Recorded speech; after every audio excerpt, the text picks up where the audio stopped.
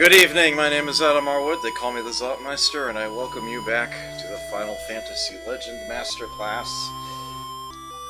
Oops, that didn't take me long. We last left our heroes. They're in,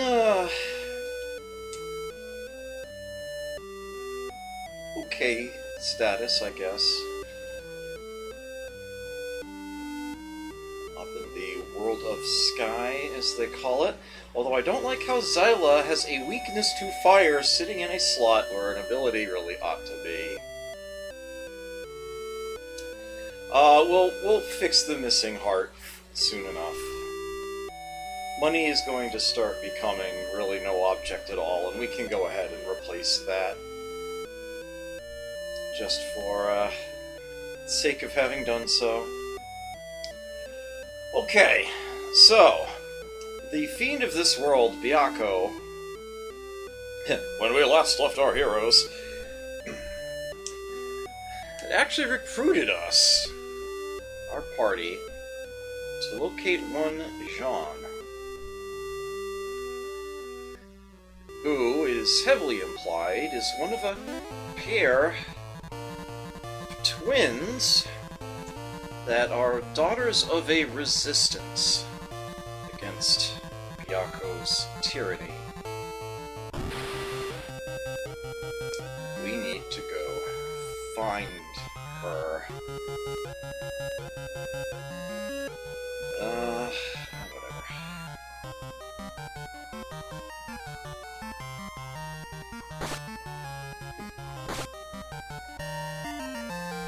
Alright. Here comes the fun. Oh. Damn it, I don't remember what Toby is. Shame on me. Why do I not remember what Toby is? You had one job, Adam. Well, actually, you may have had more like 17 jobs, but still. That was one of them! Toby is a giant. Okay. I never remember this at the beginning of the session.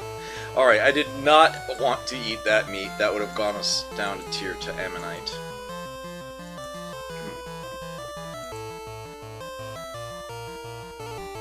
Okay, so, there's the flying castle. I showed you where the hidden town is last time.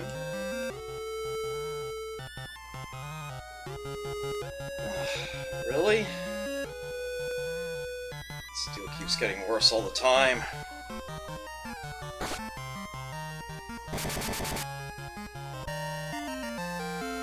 Meat of P-worm. That would be even worse. We'd go down 2 tiers to Atom Ant. Let's not do that either. Okay, so north of the Flying Castle here we have this continent. Curiously enough, our collider here can't go through trees, as I noted before, can't go through mountains either, but... And there is one town surrounded by trees. That is the Resistance base. That's what we're supposed to find, simply put.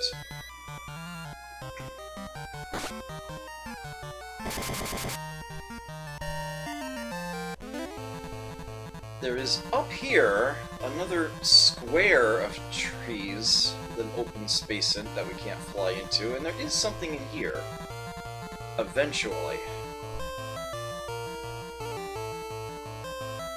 It's sort of a, oh, huh, we ended up walking out of there later. But yeah, those are all the hot points in this entire map. You've seen them. The tower itself, of course, the Sky Town, the Flying Castle, the Resistance Base, and the Hidden Town. The Sacred Palace shows up later. Big, wide open continent as large as any of the others. Not a lot in it. We just end up flying through it at a breakneck pace, simply because there is, A, the glider is stupid fast, and B, there's just nothing else around. Well, this doesn't look good. We found her! Jean, we've got you now! You, new recruits, back off! She is ours! Well, shall we listen to him or help her? You ask a silly question. In we go.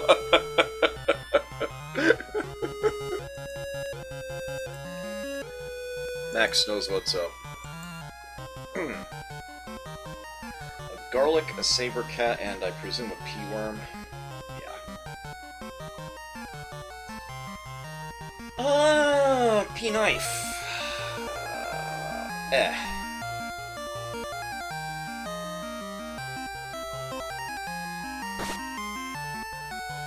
Ow.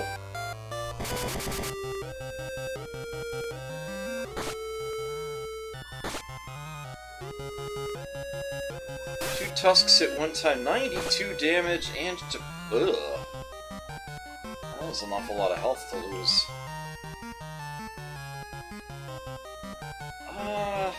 Yeah, we're good. I mean, it is a saber cat, after all. What are we gonna do? Not hit it with a saber?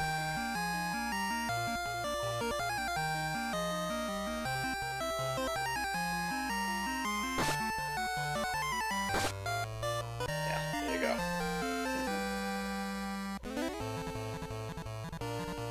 Animation stops for whatever reason. I think we need to... She's got the wand on right now. Let's switch back to Cure. Oh, her max HP went up. Good. Oh. Here we are. Give her back the wand. Go away! Frickin'... it's so obnoxious. My sister Morel is captured in the flying castle. Please help her. That we can do. Just remembering what she looks like from the back.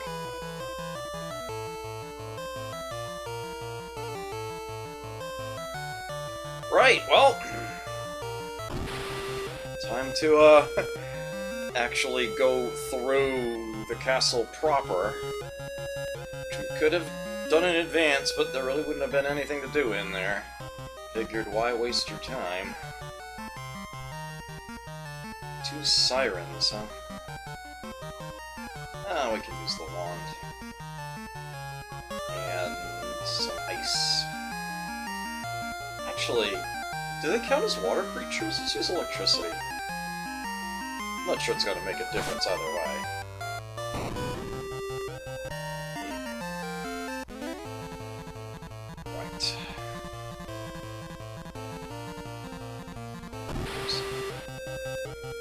Mosquito and garlic.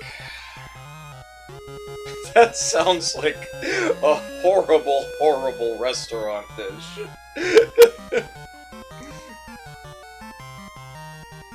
Oh, I wish I hadn't have thought of that.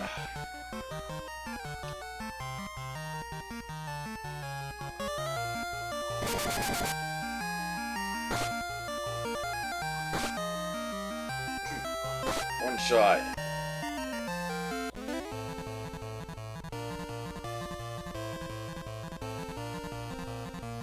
Yako is on the 7th floor.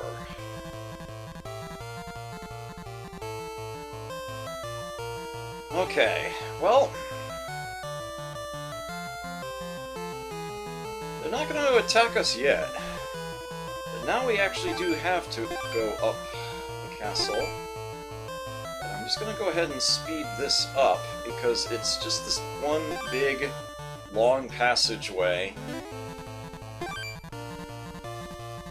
It's definitely more of a labyrinth than a maze. It's just one big, long, winding path. You can't really go the wrong way. It's just a long way to go.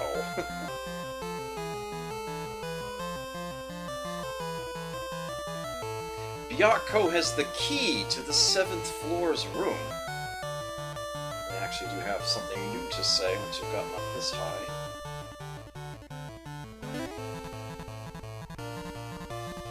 For all they know, we're still working with them.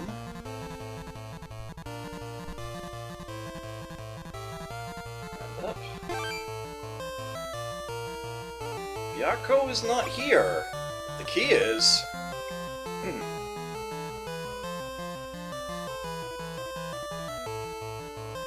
Well, she's in the room at the end. Meow. We need to use the key for this.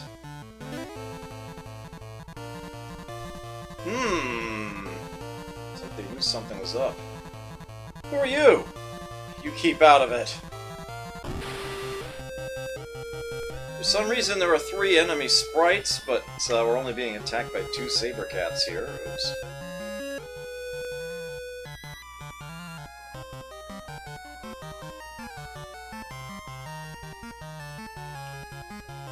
Things are about to get awfully cold for them.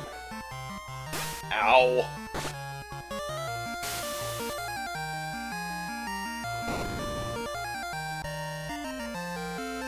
Okay, meat of saber cat for a giant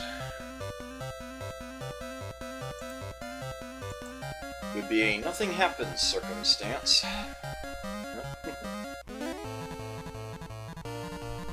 Hello, are you alright? Who are you? A friend of Sawn. I'll tell you more later. My sister? Where is she? In the forest. Let's go. Thank you. Byakko! Millel, keep back! Fool. I knew all this time that you defeated Genbu and Seiryu. I just used you. Millel, you did well. Now Sawn is mine. Millel, how could you betray your sister? Power is everything. Who cares about the resistance? I'm not going to kill you just yet. Put them in jail. Hope you had a good chance to read that, since you don't even get to click. It's like the instant the last letter of the word jail shows up, you suddenly find yourself here. Well, this sucks. Even with my strength, I can't bend these bars. If I could just make it to the glider on the 1st floor. Heh. No way you can bend those bars. Wow! Who are you? Yeah, you just try to examine the bars and away they go. As far as I know, there's no requirement to it. It's just going to happen. Can't get into anybody else's though, but we do have this. Take me! The sword speaks.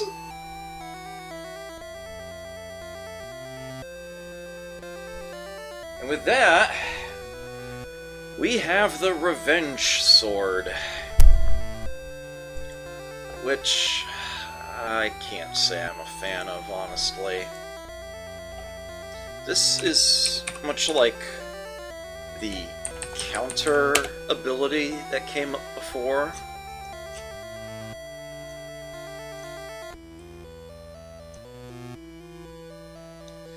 If you use it, it won't actually do anything in and of itself, but if you then get attacked, and you survive the damage that you take, you'll deal double the damage you took back to the enemy who dealt it.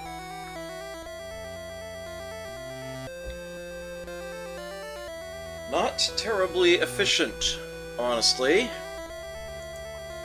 but it's a neat thing to have, I guess. I have every intentions of simply selling this. You will apparently not be offended by this. And of course you do have to fight a guard to get out of here. One imp. Well, there's only one of you. I'm not too concerned.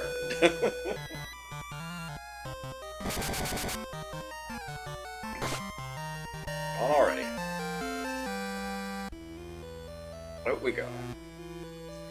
Okay, so things are going to get a little, shall we say, maze-like here now, unfortunately. Such is the way of things.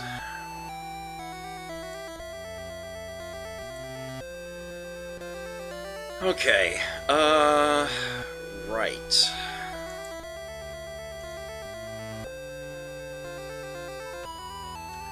So there are a couple options here. Obviously, we could go left or we can go right. Now, left would apparently be the fastest way to get to where we need to go. But, as it turns out, right does lead you to something quite useful eventually. But at the moment, I'm afraid it's locked. We require a key. We'll have to come back down for it. So here's something that I didn't know until I was researching this master class. There's a secret passage here. Entirely unnecessary to know that, but it is technically a shorter walking distance than going... I'll just go ahead and show it to you. Yeah. Going this way. This is one of those little things. You may notice that we're not actually getting attacked here. I mean, they're not exactly expecting any of their prisoners to just suddenly up and walk around. So we come here. Up here, different story. Now that door is actually where we need to go. There's literally nothing but an empty space further down, but I figure I'd just prove that to you anyway. Our first dragon opponent is here now. Well, see how our saber does against them. Wand here. Electricity here. Use an axe on that dragon.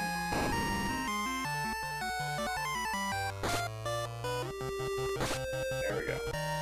You may note that it says Dragon 1, implying the existence of other, more powerful dragons with larger numbers. That is indeed the case. As a matter of fact, it goes up to Dragon 5. They are monster tiers 7, 8, 10, 12, and 13, respectively. If our tier 11 giant were to eat this meat of a tier 6 siren, it would actually stay tier 11. We'd become a new creature called a Nue. But giants are kind of badasses, perhaps you've noticed, so we'll just stay as we are. Yeah, a whole lot of nothing. Save yourself the time. A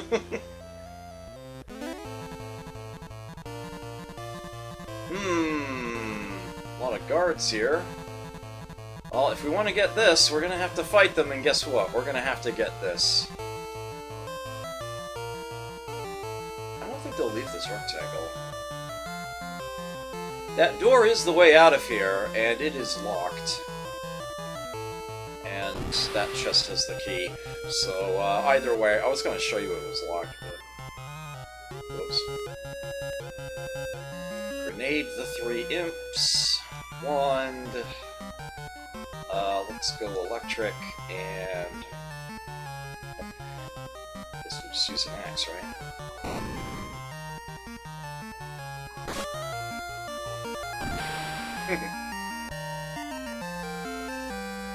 Meat of Imp. That's a good one. Good question. Imps are tier 7. This would go down 1 tier to Tengu. Don't need to show that off again. All the guards are gone. And there's the jail key, and we could open this door now and get on out of here. But first, the wise man would go back. There it is. To that previously locked door and see what's in here. There are 6 chests in here. I know you're probably used to most rooms in this game being empty. Yeah, when you see this, it's like, holy crap! There's like actual treasure in here! Unfortunately, we are overloaded. So I'm going to have to do some discarding in order to be able to pick all this stuff up. But first, how about we use the one item here that actually does have a purpose.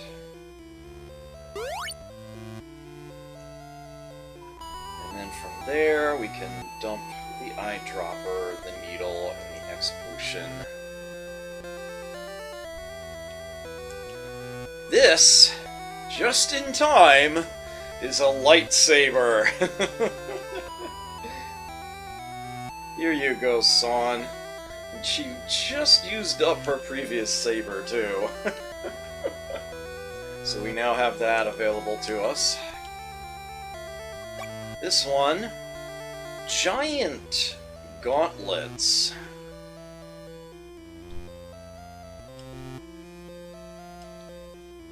Now, give me just a second here. Now, usually I would want to give Sawn the better equipment. But this one is going to Max.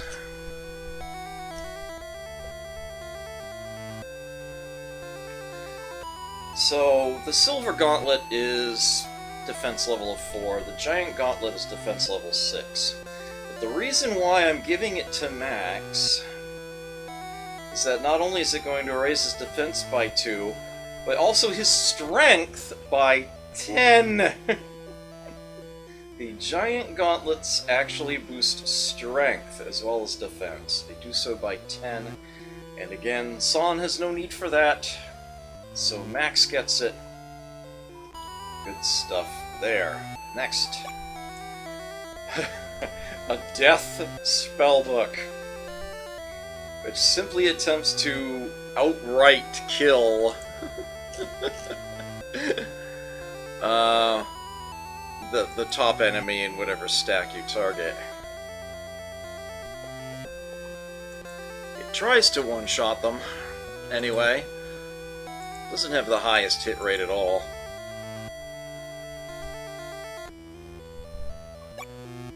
There's an X potion, replacing the one that we just used up, and that actually fills our inventory again.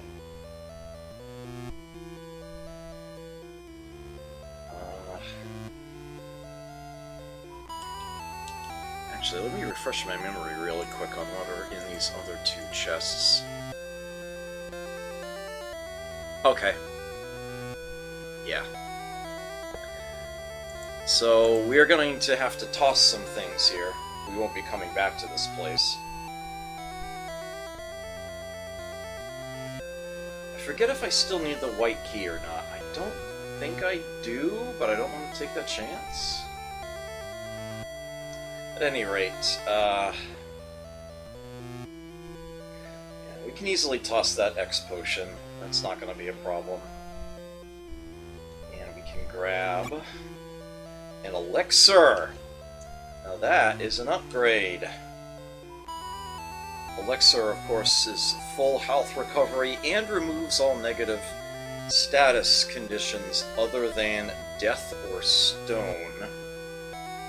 And we've got one more thing to open. And I'll simply dump the silver gauntlets. Pick this up. It is a revive. Restore the life to somebody.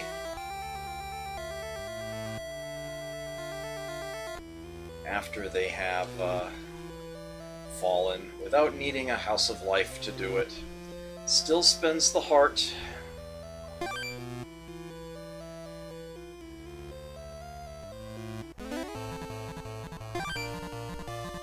Used the key. Hey, look at that, gliders! Drat, the engine won't start.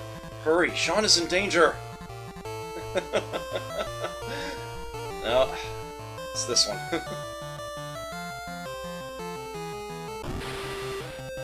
P-worm.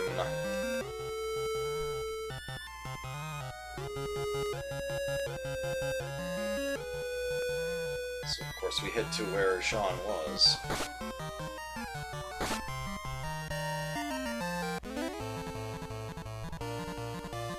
And you can see that the flying castle has parked itself right next to the base. And sure enough, the base itself is actually empty. We gotta go in the castle. And again, it's gonna be this one big long route. And if we were to try to talk to any of the guards, well, they'd just attack us.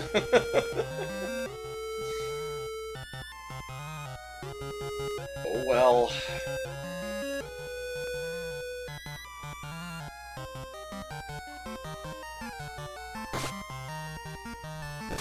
Ow!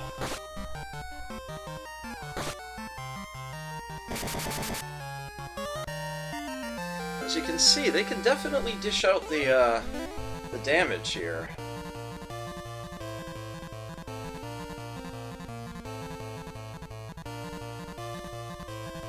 Okay, that was on Toby.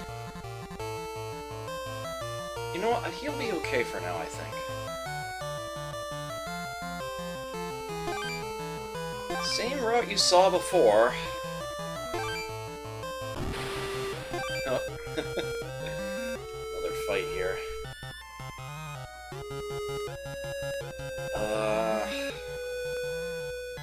Let's mix it up this time.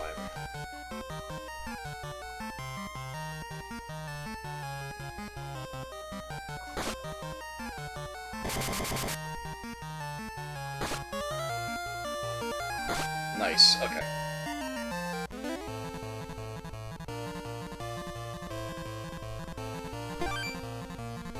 Yes. You're not gonna go the oops. Oh, you bastard!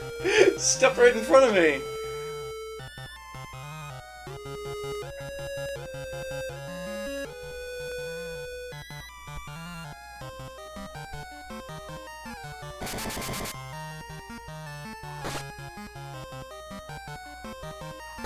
Ah, Samurai used a bow and missed. That is why I don't use bows.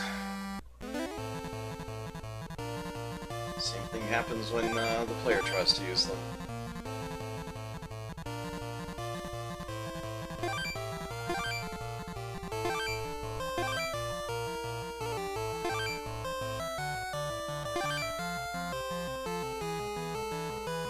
That accelerator in the original Game Boy release, but oh, you jerk. 2 imps, 2 samurai.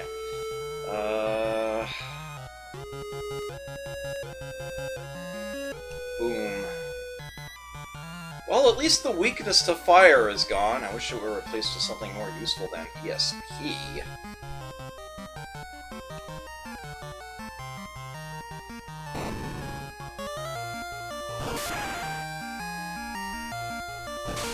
Ow!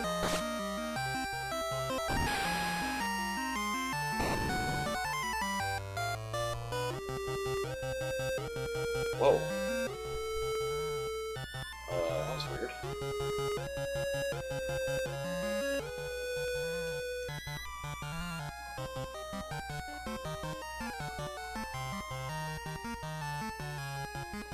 For a moment there, I thought I'd have something in my eye, but it like immediately jumped out.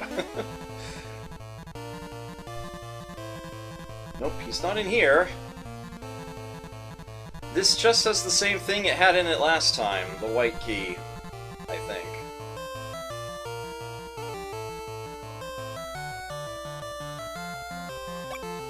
Yeah, just in case you got rid of your first one. Oops. A little detail I didn't remember there.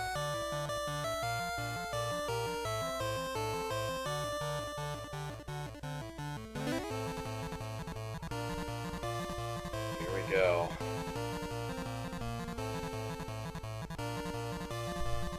Weird. Nothing.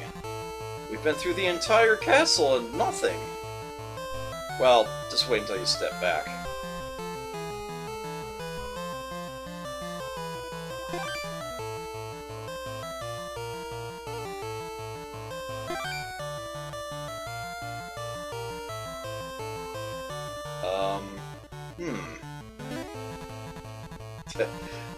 They just keep respawning. So that's right. A whole lot of nothing.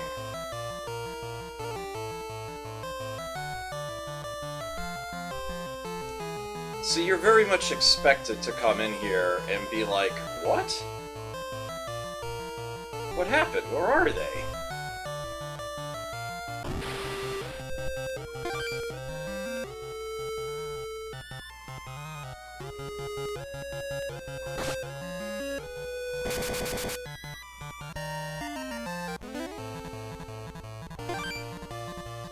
Well, it just so happens...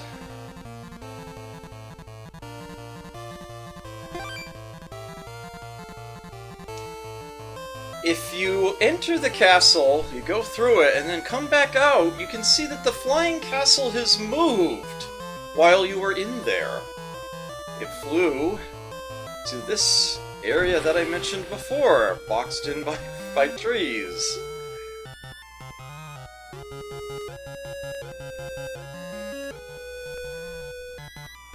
Some way, somehow, they managed to pass you while you were in there.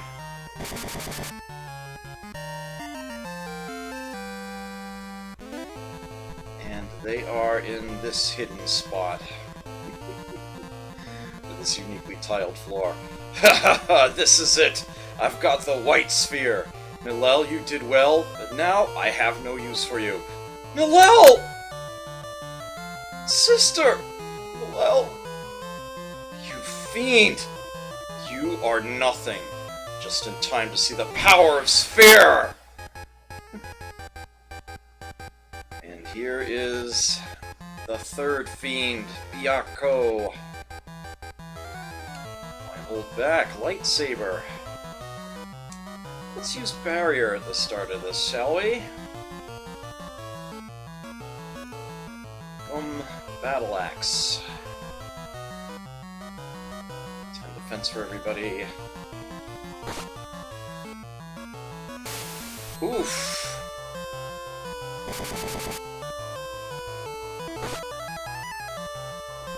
Okay, alright, no, we're still good. Lightsaber, now you can pull out the P-knife. Kick 'em! I said battle axe, it's a battle sword, sorry. And that's it, he's gone. I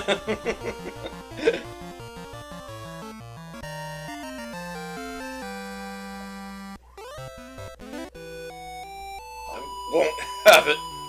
Byakko and Sphere are gone. Hey, the sphere is gone! Shh! I'm sorry I've been so foolish. It's not your fault.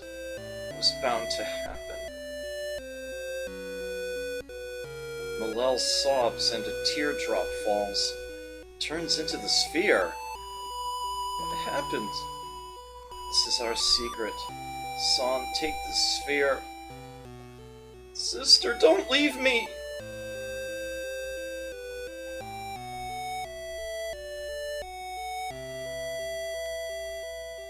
Run, quickly.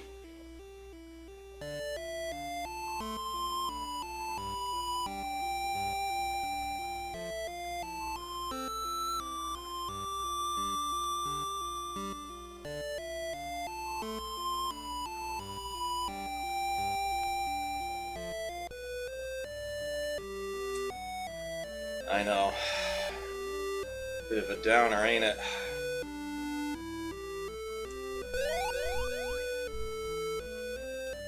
Twin betrays her sister, and yet she still gets her life saved. By them.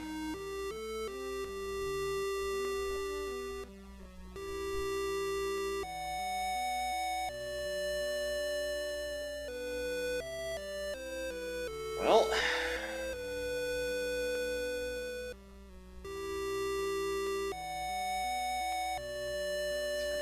still say howdy in there, even though we don't work for Byakko anymore. He's not even around.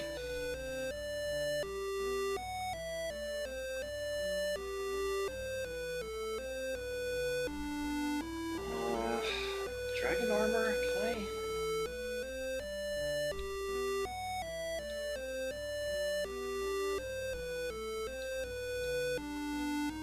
I'd actually want to buy some of that.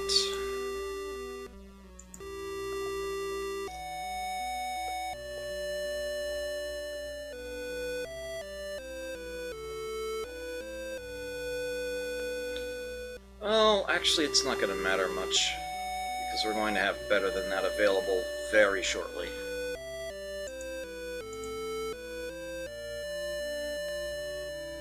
Because now we can return to the tower. Keep on going up. Oh, I have things to sell.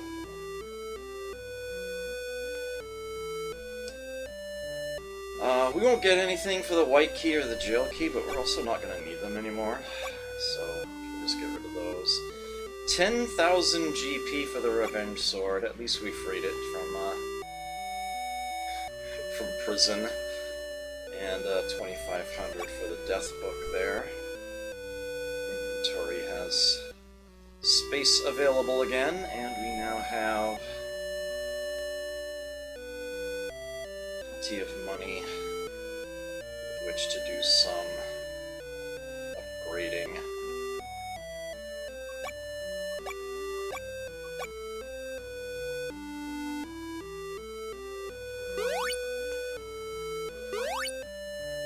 Some more muscle for Max.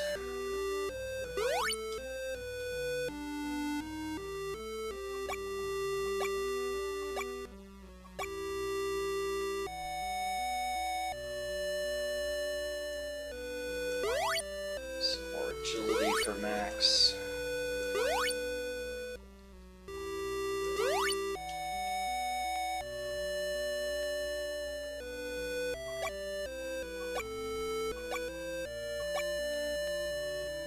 Oops. Some agility for Sawn.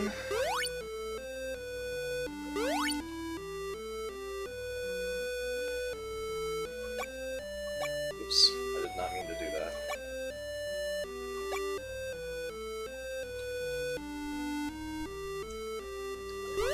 I guess Max can have that. Even more agility for Sawn. So Sawn's agility is now 83? Sila's agility is 55, Mana 52, so it looks like we're actually starting to get ahead of the curve a bit, although she's got more health. Max's strength is 70, agility of 39, that's good stuff. Let's go ahead and get Sawn's agility up even more.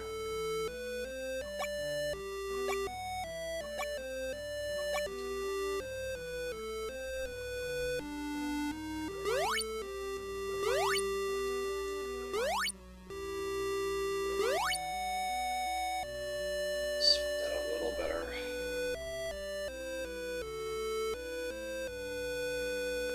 We still have plenty of money. I could keep going, but I am going to save a little bit, actually more than a little bit, to buy things in the next world if I can.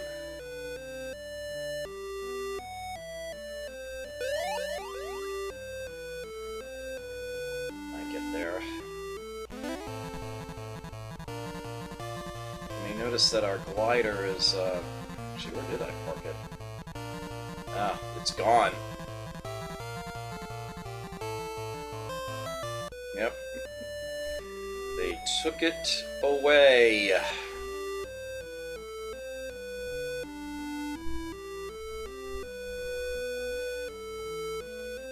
Hope you didn't need to go back to the hidden town for anything.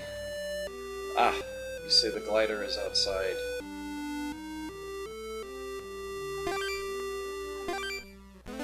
And there it is. Yep. So, yeah, if the glider despawns, that is what you can do to get it back. I'm gonna show you that.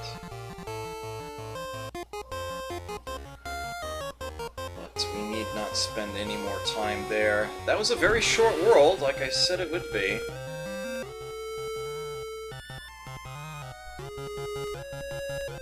Just like that.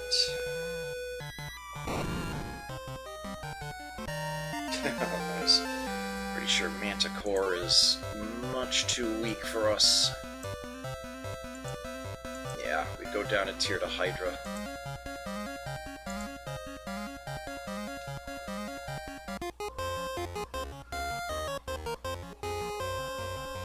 Onward and upward. Doors locked by magic of white. Well, we can solve that problem.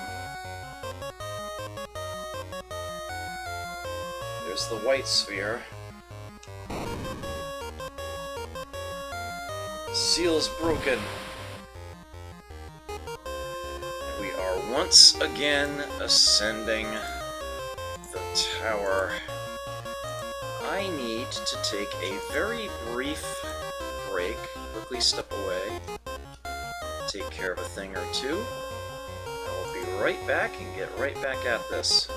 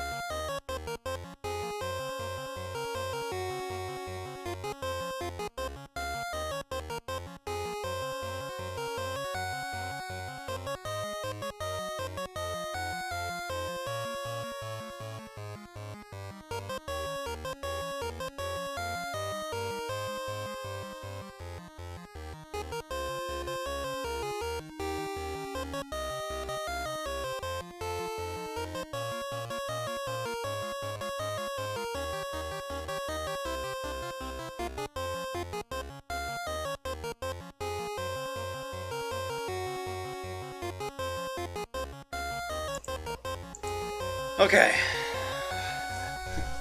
Sorry to have kept you waiting. Thank you for sticking around, if you have. We're back. There's nothing to be had on the left over there on this floor. So onward and upward. One anaconda to take down here.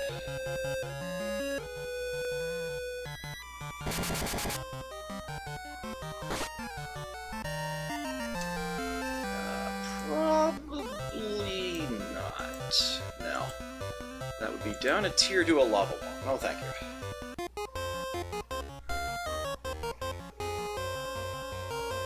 Big wide open area here. It's like, oh, there's the exit down there, but you might not want to take it just yet.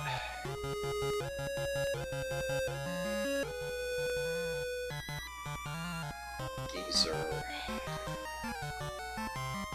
Punch you right in the eye. I mean, it's the only part you have.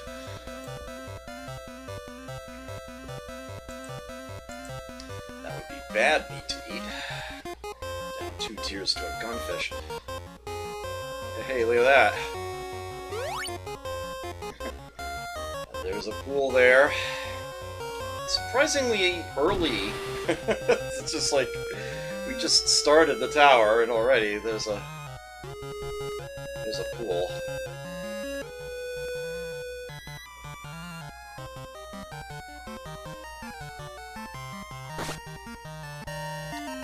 One-shot at him.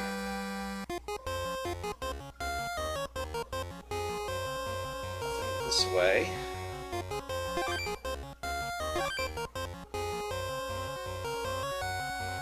These all those statues. There's nothing over to the side there either. Now then, here we actually have a little something. The door we actually need to take is to the right. If we go down first... Frickin' antlions! Ugh.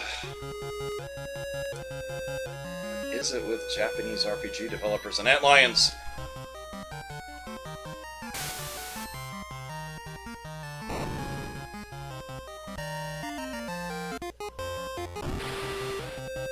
A wrestler! So that's a thing. 2 copies of barrier now, huh? Toss ball kick!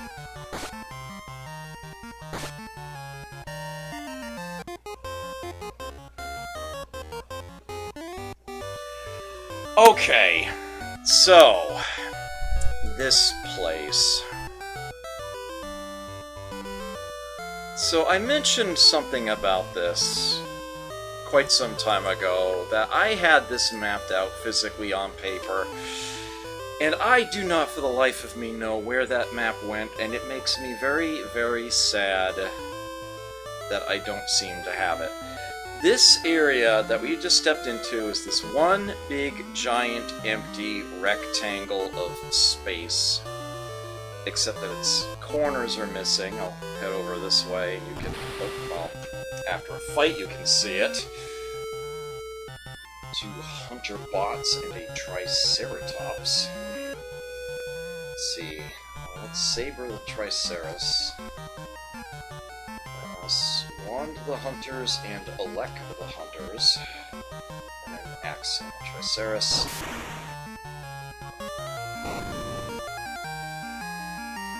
Darn, they're still standing? Oof! Saw and D-beam. Those are bad. Good thing they both missed. Grenade, wand, I am not going to hold back here. Elect did surprisingly little damage to them. Let's try ice. Down they go. Meat of Triceras. Interesting question. Triceras is tier 8. If we eat this Minotaur, which is the same tier as a giant, but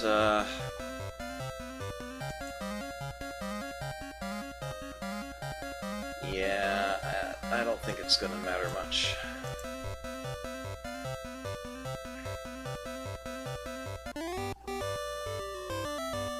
See. Yeah, each of the corners looks like this, with its little tidbits taken out. There are exactly 3 treasure chests located in this area. If we were to step south, pretty much anywhere along here, we would suddenly find ourselves blown along in the wind like it were one massive hidden conveyor belt. And that would be unpleasant.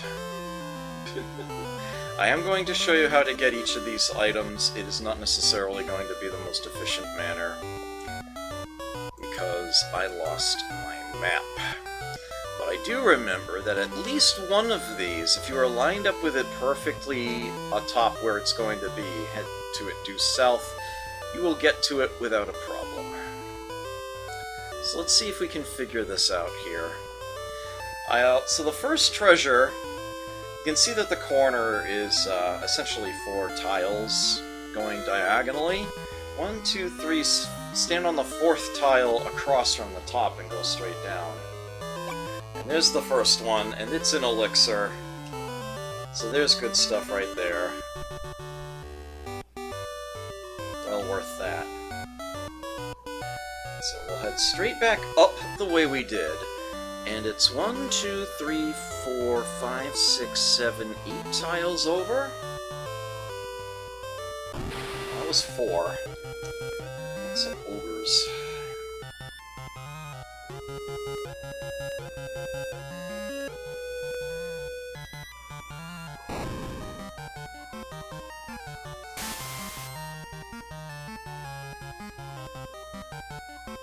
Sleep? Really?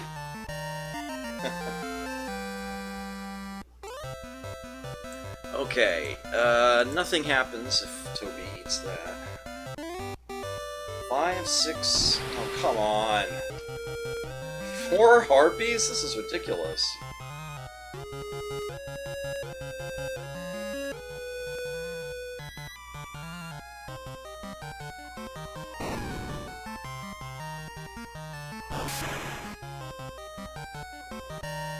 Nice.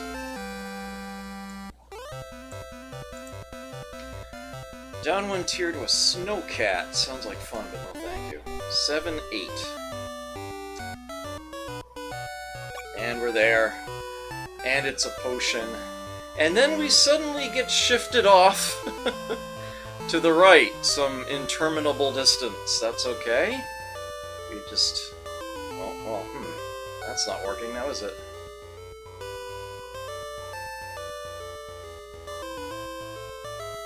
Yeah. Just keep trying to go up. You'll get there. It is there to be done. Yeah, lowly potion, the basic one. Man, nobody even needs it right now. Okay, so we're now back near the tower. We would be 4 tiles east of it. We want to go 3 more, so 7 tiles east of the tower. 8 if you count the tower itself, so everything is a multiple of 4. And head due south from here. And you can see the chest is there, but it's rebuffing us. Unfortunately, this is also the most valuable of the chests. You can do your usual map, trying to circle around it here.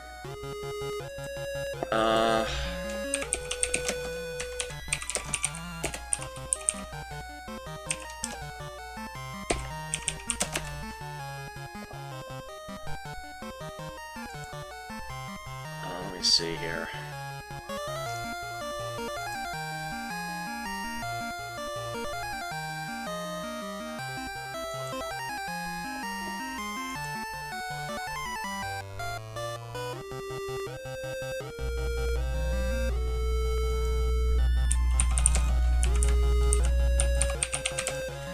I don't know why I'm searching the net, because I'm pretty sure it's not out there anywhere, sadly.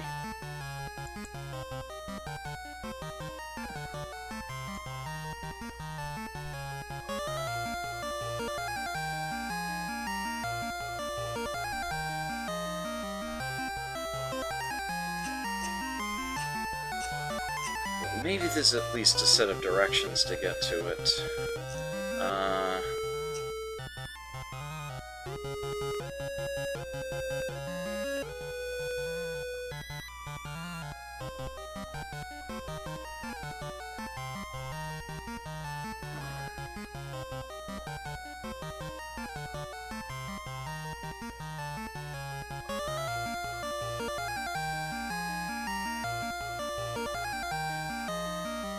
Okay. Yeah, this one is really weird.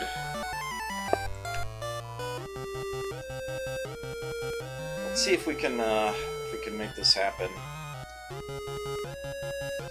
So we're actually going to end up going onto a conveyor belt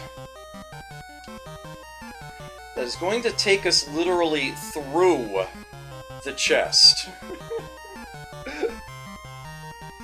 we're actually going to have to, like, mash button in order to get it to open as we pass over it.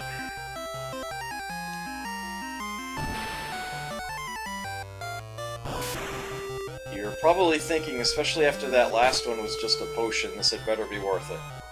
Well, I'll tell you what, it actually is worth it. It actually is worth it. So how do we get to that chest? Well, hopefully these are...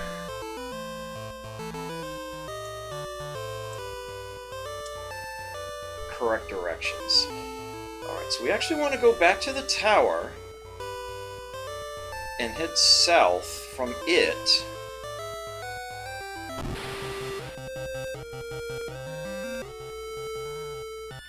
Until we're all the way at the very bottom. Basically, the other two we were able to approach from the top. This one we have to approach from the bottom. So we have some Dragon 2s here, along with the Harpies.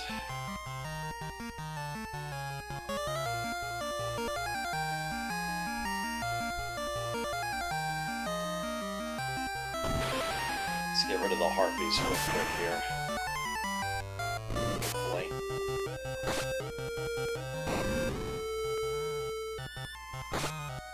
Ow.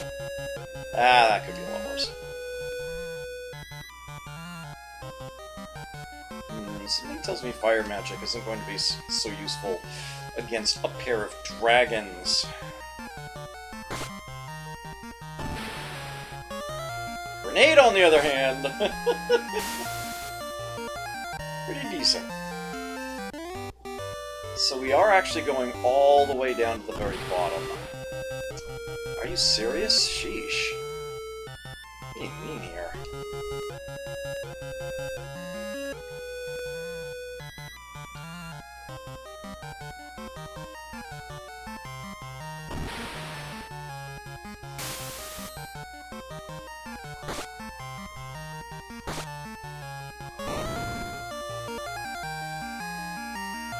You missed. You didn't.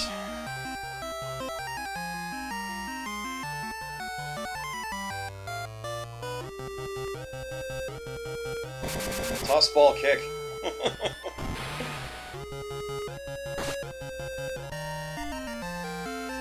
Meat of Dragon 2. Ooh, getting up in the world. Not high enough, that would actually still lower us 2 tiers to a thorn. Okay, so here's the southern edge. So, remember how before we went 7 steps east in order to get ourselves perfectly aligned with the top of it? Well, we do the same thing to get ourselves perfectly aligned with the underside of it. 1, 2, 3, 4, 5, 6, 7. And from here we walk north, and this will lead us directly to, through, and past the treasure chest. So it is actually important that we mash the button to actually get it open as it shunts us by. Really? That's a tall stack of ogres. Well, definitely going full spells here.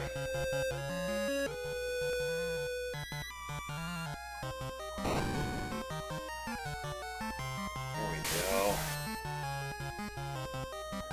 Let's go 3. That's gonna get the 4th. There we go. Might want to go 1 step at a time, and there it goes, there it goes, there it goes. And I somehow missed it. Shit. Alright, well, let's try again. As you're going south this way, you will actually skip ahead past 1 tile. 1, 2, 3, 4, 5. That was 5.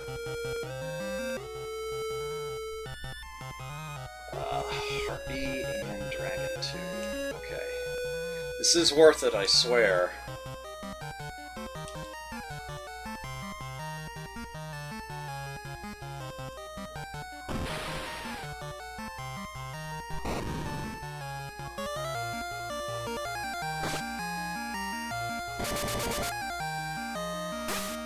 Ow.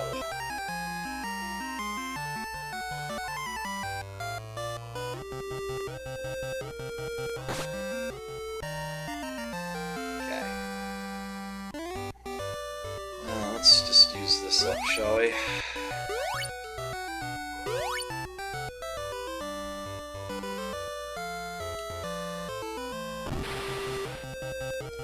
Ugh, it's brutal out here.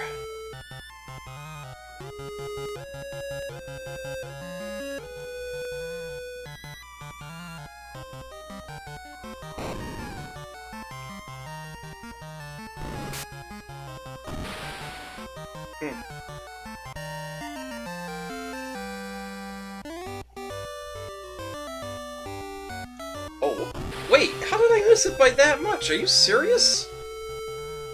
Oh, oh. That was on me. Sorry. I forgot how far I had stepped when I had gotten attacked. Son of a...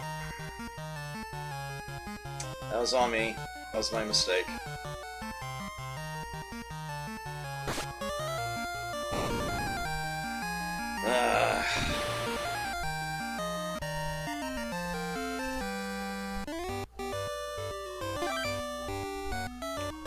Take 3. Jelly and 2 ogres. Jelly's actually pretty scary. Let's get rid of that promptly here.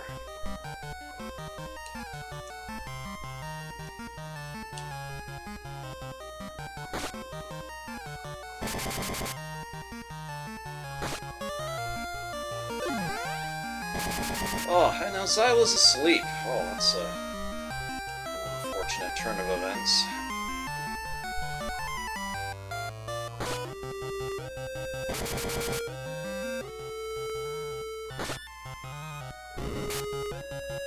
It's only 2, we'll just...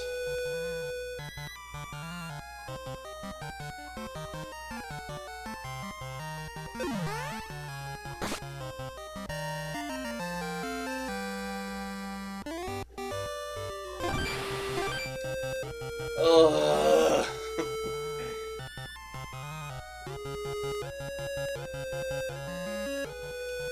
Actually, no, let's do that.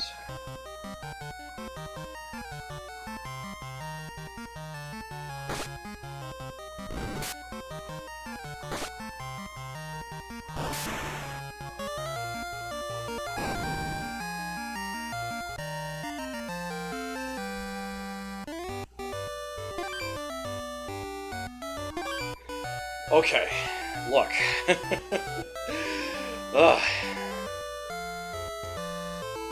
I think the best way to do this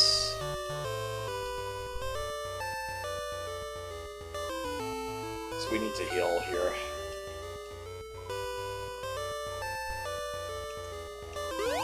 Ooh. Let's do 2 there.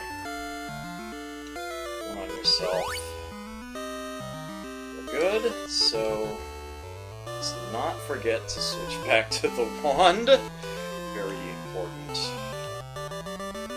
Okay. 1, 2, 3, 4, 5, 6, 7. And there it is, got it. Son of a bitch. You get Vampix Sword. Now we can finally leave this frickin' area. The rest is empty, I swear. So, why was this so important and valuable to get your hands on, you might wonder? Well, let me tell you. I believe in other Final Fantasy games this is referred to as a Drain Sword?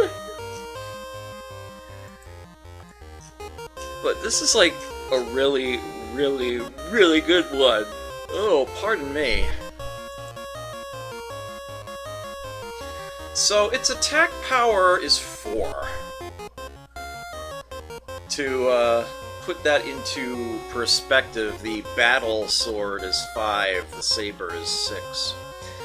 But, the damage it deals is based on mana? So it's something for a mutant to use.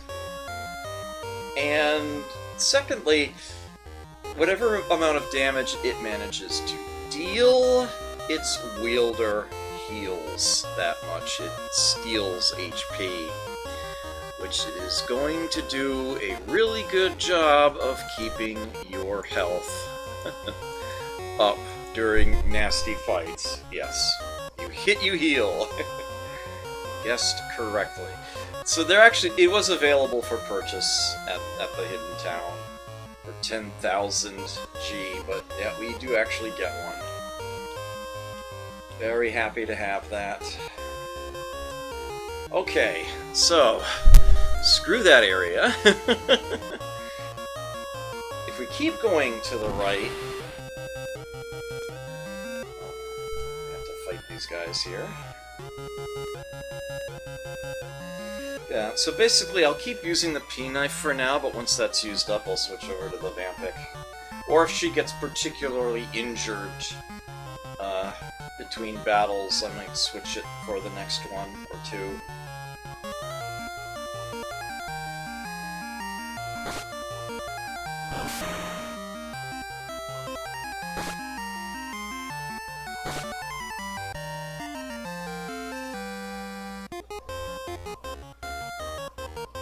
So there's a pool out here, but it's a fake.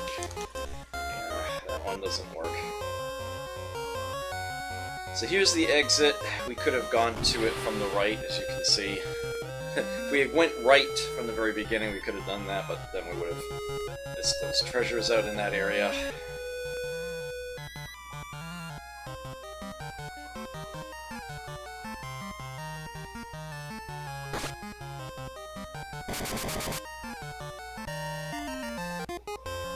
So this is the way, onward and upward, and this one actually does have a treasure further out this way, and as you can see, this isn't actually far enough to step out to see it.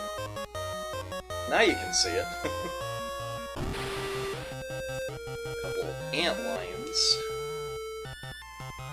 And this is quite possibly the most important treasure in the game.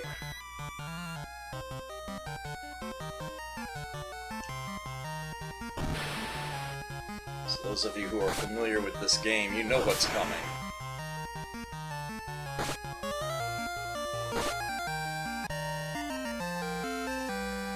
Meat of antlion, huh? No, I would turn us down a whopping 5 tiers back to a mosquito. We don't want that. We now have our hands on a saw. So, the saw. Boy, howdy, the saw. So, Sawn is now going to put her namesake on. And you may notice I'm putting it in the top slot. The grenade, I think I'm going to give to Max once he's used up that axe. Just in case he needs to hit a group here. Okay, so part of me wants to not describe this item now and save it for later, but I mean, I kinda have to, right? So here's what the saw does. First off, as you will be able to tell the first time you successfully use it, by the sound effect, it's not your, like, traditional hand saw. It's not a strength weapon at all. It's supposed to be a chainsaw. And how it's supposed to work is that it is one of those... Ooh, where'd it be?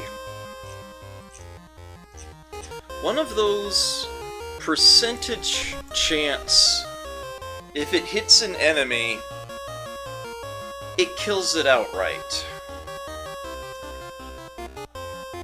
And it's not supposed to trigger terribly often.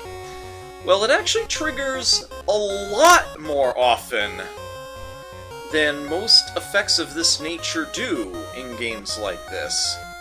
Unless there's an enemy that was intentionally coded to have a particular weakness to one of these instant kill spells. Usually the spell only works like 10% of the time, or something ridiculous like that. the saw is a lot closer to a coin flip. 50-50 chance. There's the downside, though. The downside is that the chainsaw is only supposed to be able to instant kill those opponents that are weaker than you. It looks at your strength stat, and the strength stat of your target. And the difference there will determine whether or not it has a chance to work. I think there's like this sort of flexible part where there's a chance it might work, there's a chance it might not, even if it does hit. But if this differential in strength is like greater than 10, then if you hit with the saw, it will kill the opponent. It won't have the chance of it saying nothing happens. It's straight up going to work. That was the intent. In one of the most famous glitches in the history of video gaming, the coders got it backwards. Now, I haven't seen the source code to know if it's a single character typo or what. But, yeah, they got it backwards. The saw will not kill someone who is significantly weaker than you. It only has a chance to kill those instantly that are of a sufficient amount of strength higher than yours. Remember how I said Sawn would never need a single point of strength at all? That I will never be upgrading it? This is why! Remember how I named her Sawn? I said I did that as a little bit of a nod and a wink to those in the know? Yeah, I named her after this! Lots and lots of her opponents are now going to find themselves in a disposition matching her namesake. They will very much be Sawn. This does in fact include bosses. Nobody in the game has a straight-up protection against this. Nobody! They put in that strength check, and that's it. And they screwed it up. And this is actually probably, for better or worse, what the Final Fantasy legend is most famous for today. The fact that they give you, some 2/3 of the way through the game, an instant kill weapon that works on literally anything. We have 30 uses of it. Oh, why am I yawning so much? We're not going to be wasting it.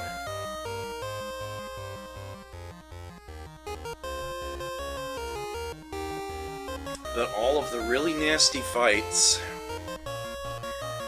Yeah! We're gonna be pulling that out. I think I've said enough about this.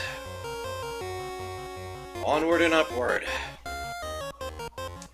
Okay, so the way that we need to go in this room, there'll be a series of stairwells up above statues, and we actually only need to go into the first one. But there's going to be a little side world on the far one, so of course we'll go there.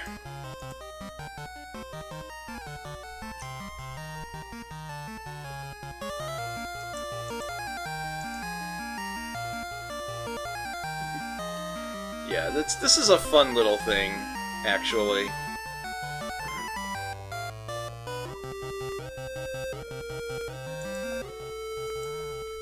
Which I will, of course, show off.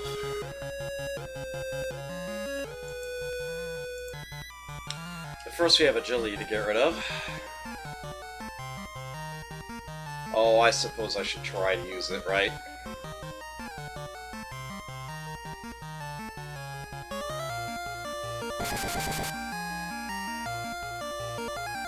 Miss. And you will see that a lot. Miss is fine. It's nothing happened that tells you you actually are attacking something that you are stronger than with it. And so that it isn't gonna work. Missed it again. There's of course the chance that we will kill this thing before the saw actually triggers. And note that we are actually using up uses of the saw even when it misses. So there is that. Oh, come on. Bad luck. Doesn't matter how much health it has.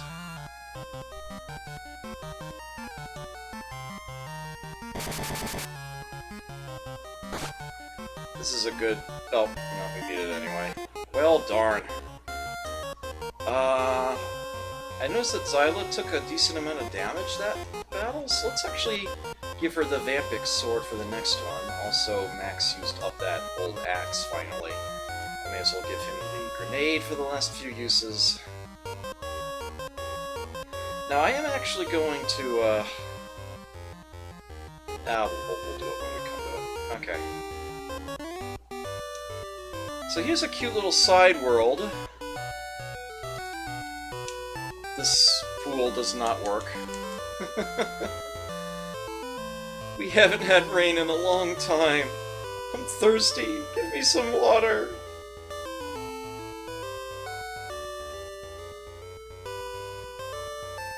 So yeah, we have a bunch of sea creatures in this odd dry area here. That looks like a problem to solve. Well, we will get to that shortly.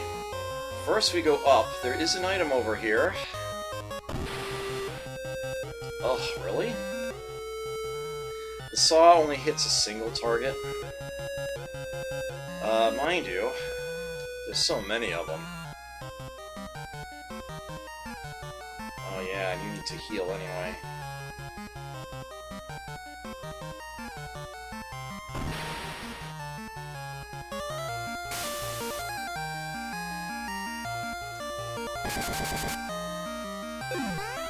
Oh! I'm putting my party to sleep. There we go. 147 HP. Zyla just healed that in addition to dealing it to an ogre. And look at that. She took a big chunk before, but now she's only 10 shy of her max. But yeah, now we're gonna use the wand and try to get rid of the rest of this stack.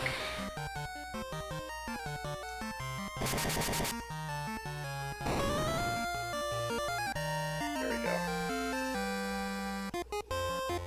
So that was obnoxious. Actually, that was very obnoxious.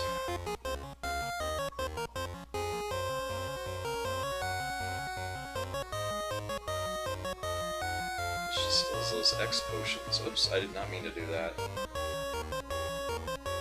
Swap out both of these.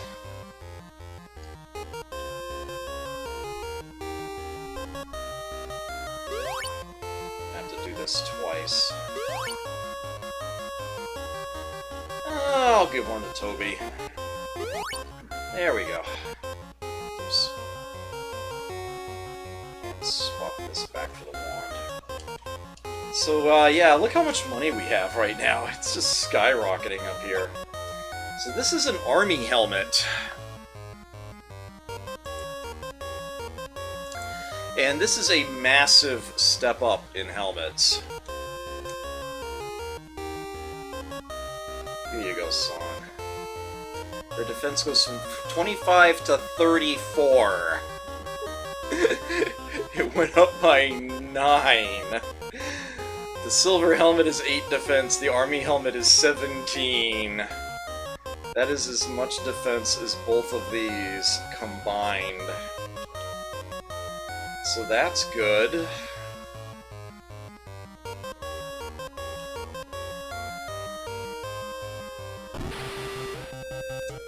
Two wrestlers, a hunter, and a triceras. Okay.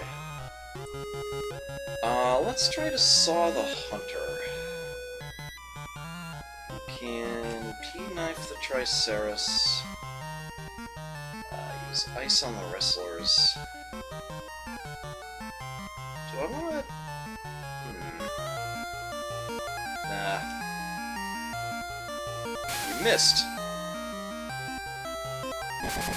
Whoa! Triceratops can deal a massive amount of damage. The funny thing is that it actually missed with half of its attacks. My word, you guys are mean.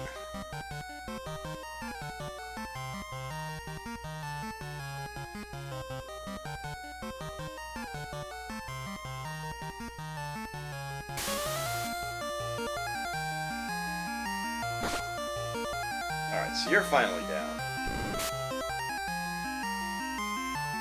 Come on, Sawn.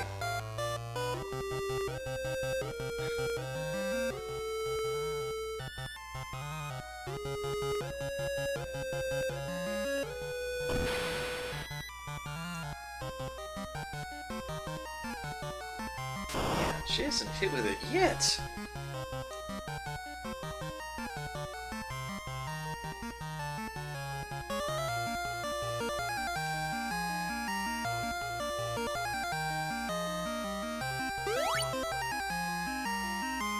Come on.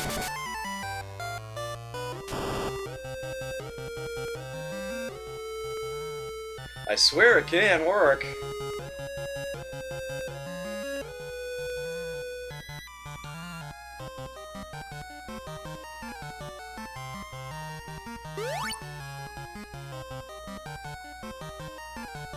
I can't believe this. Spend all this time upselling it, and now it is just absolutely refusing to hit anything.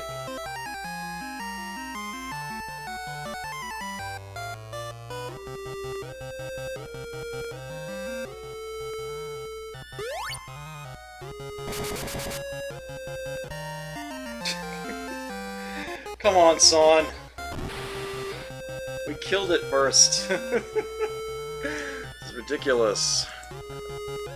Hey Skippy, good to see you.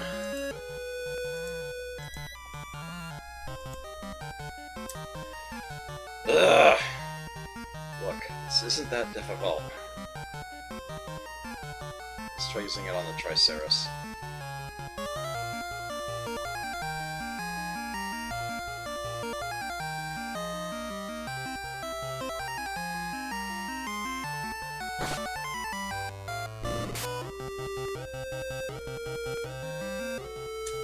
What the hell?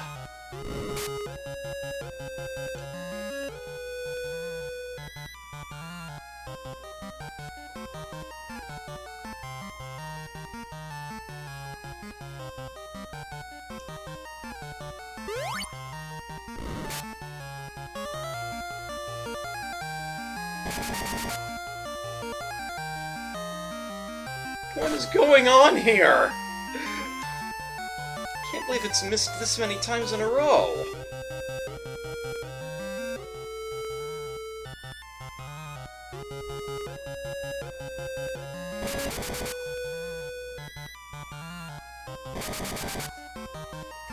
Ugh.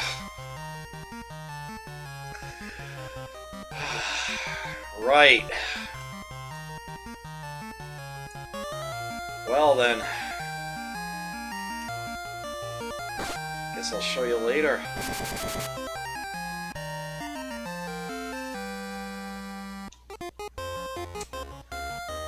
Oh, that's obnoxious.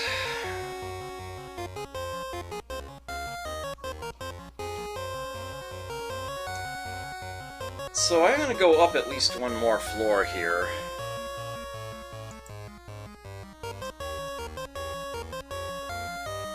And there's a...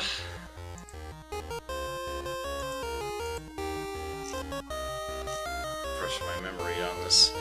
Okay, so there is a pool on this floor. But, does take a little bit of getting to, as you'll see. Well, I guess it's a good thing we've got this revive, right? Back with 1 HP. Elixir to go back to full. Let us give Xyla back the cure spell.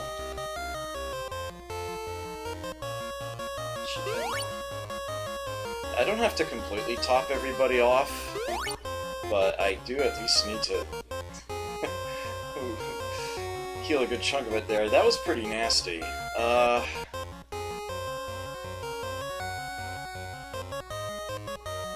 to the wand.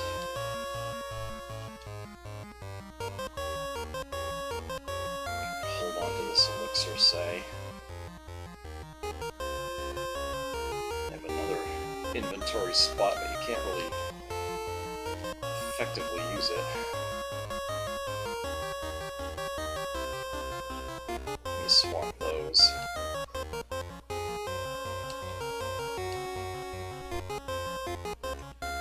Alright. Oh yeah, when you use a revive item, you don't actually use up a heart.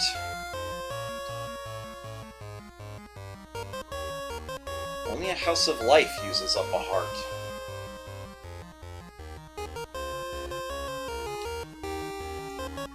Forgot about that, actually.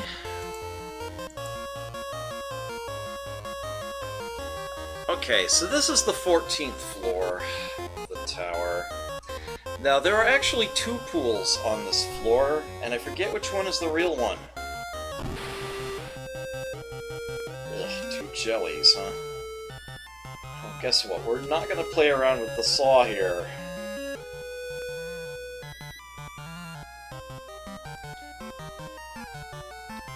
This is not the venue.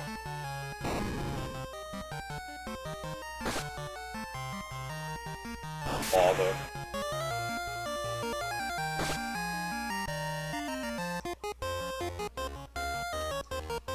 This one is fake.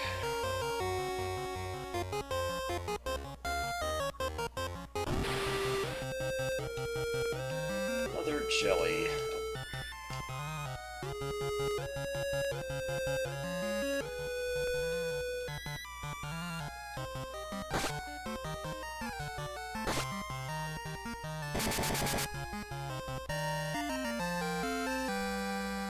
Meat of jelly?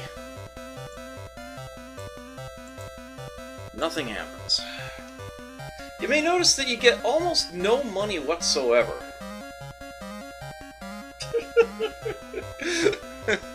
From these jellies. I don't know why. It looks like a typo. Hey Jod, good to see you. This is a re-release, slightly edited for content, of a Game Boy game. In a collection on the Switch. That's how I'm actually streaming it.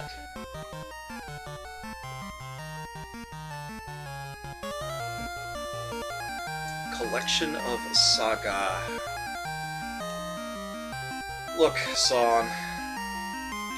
Please. Okay? I don't have another revive.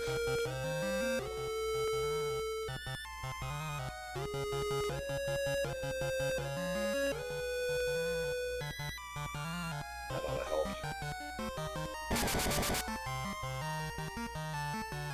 Oh no.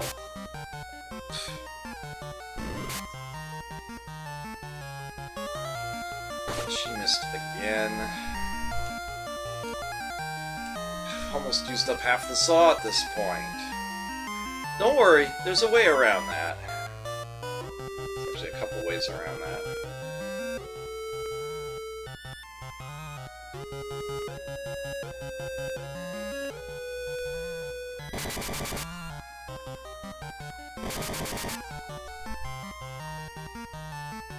Why? This is ridiculous that it's missed this damn often.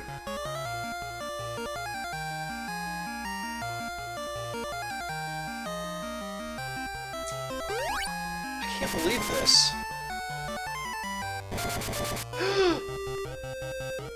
Holy crap! Better get it this time.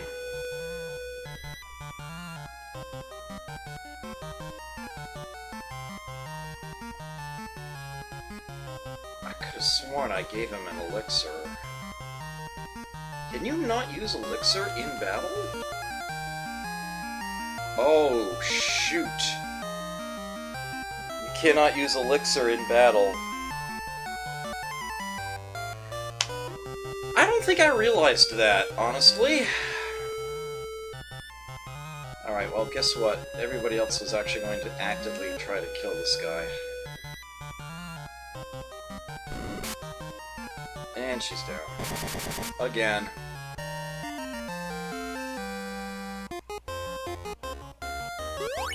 Yeah, that one's real.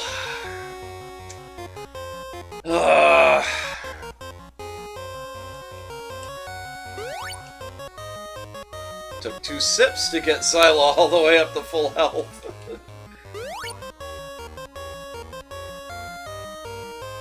It's only 4 uses of barrier on that one, huh? Oh, she doesn't get her uses back from these. That's right, it only gives you health.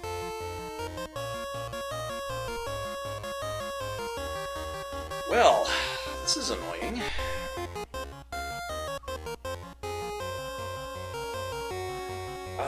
Am I going back down? Is that how I'm gonna handle this?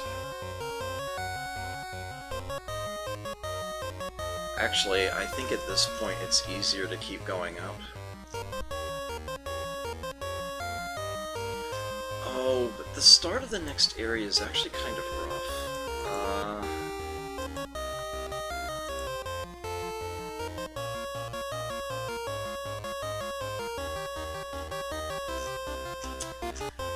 I'm gonna have to go back down. Can't believe she did this to me. Yeah, I'm gonna have to backtrack. It can happen.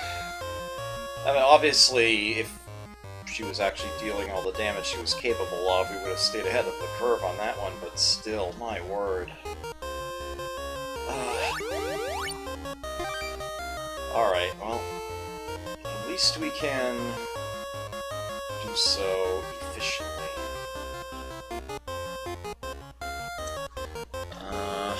Especially since I do actually have a map in front of me.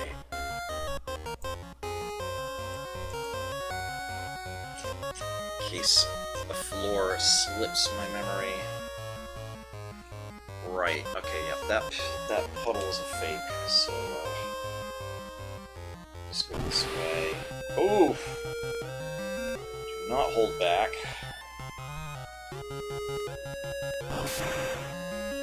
Cannot afford to. Okay, good.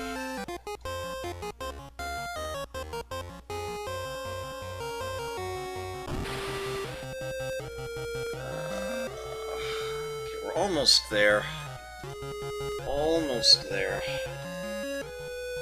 If you know where you're going, it's not too bad.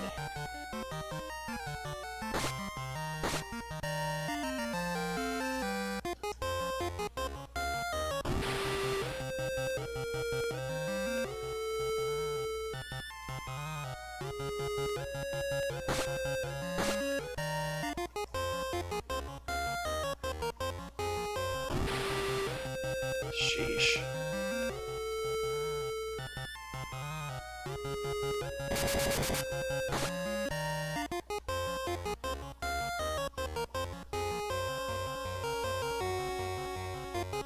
Alright.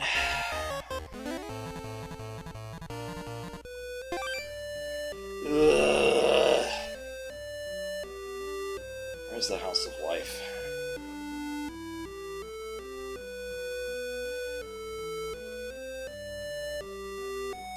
Made it. on, Sawn. What is going on with you?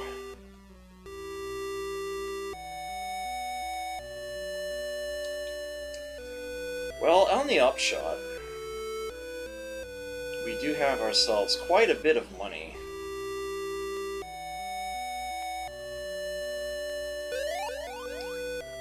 So no reason not to do some more thorough preparation.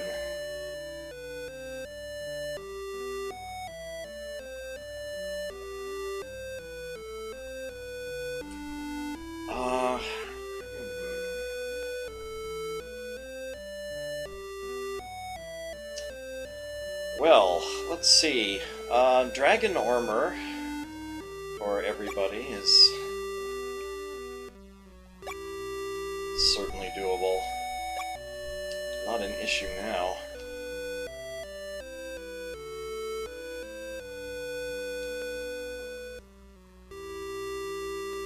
Especially useful to her. She never got silver. Yeah, didn't either.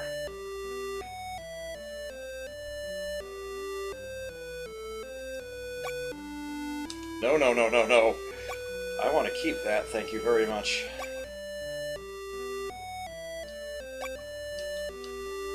Okay, since you cannot use elixir in battle, let's not carry elixir. Player hands. Player character hands. Oh, well, let's mix these up then.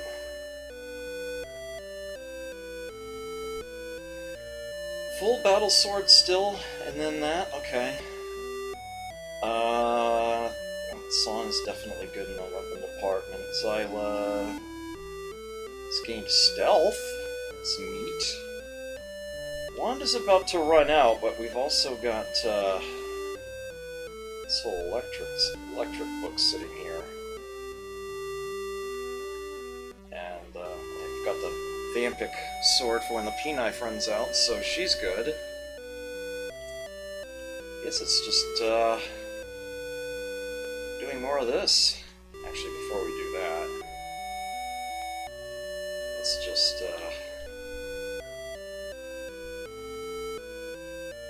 stick something, anything into these slots.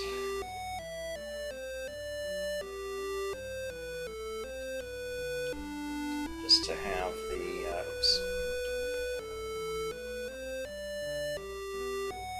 the extra space. Okay, so again, agility, you're not going to see that number go above 99, but internally to the game it will, and it will still be useful. And I can keep bumping that up. Hey, Courtier, good to see you. So, I guess we can do this for a bit.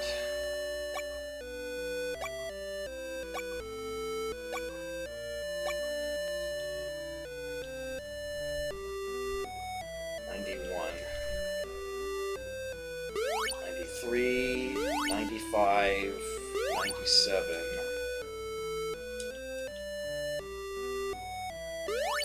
99. But again, you can keep going, but you might want to keep track of it as you go. Don't go hog wild, because if it goes over 255, it's wrapping back around. Honestly, there's like no reason to go above, say, like 130. It's like overkill as it is. 101, 103.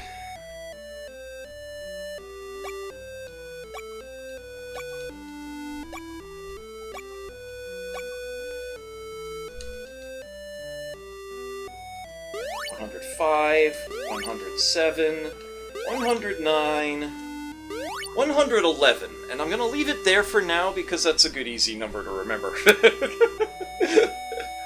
And these remaining agilities can go to max, because of course they can. He's got plenty more agility he could potentially gain. But now we can start buffing up his strength. Oh, actually, his hit points are not at 400 yet either, are they? Gained 13 there. Gained 8 there. Ugh.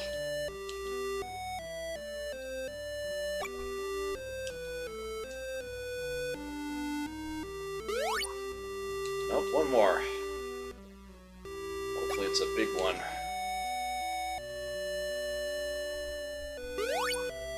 408. Okay, there we go. And any further would just increase it by 1 point. So we won't be doing that.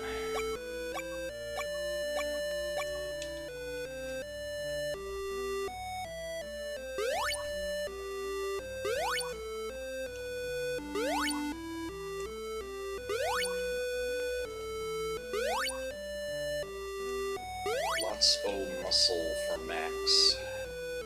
So it's at 82.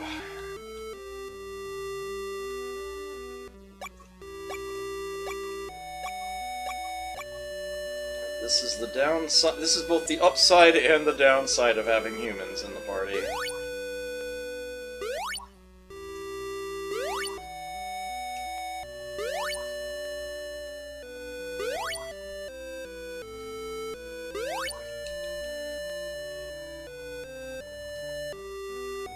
Uh, 94. Yeah, indeed. So apparently he's going on even numbers of muscle. 96, 98. Oops. It shows 99, but it is actually 100. And do keep in mind that the giant gauntlets are providing him 10.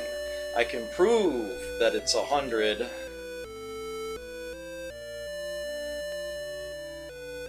by removing it, and you can see it's gone down to 90.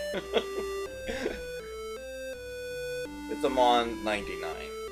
So you could actually get to the point where his strength would be 250 without the giant gauntlets on, and 4 with them on.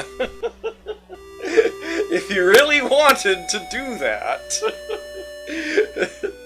you could grind it up to that point, but no, I'll leave it as it sits. Alright, so it's effective 100 with the giant gauntlets on.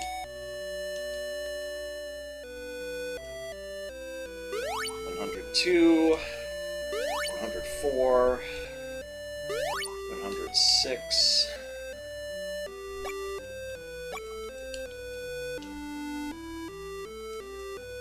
108, 110, or 100 without the giant gauntlets on, so we've got that going. Alright, we can rest again.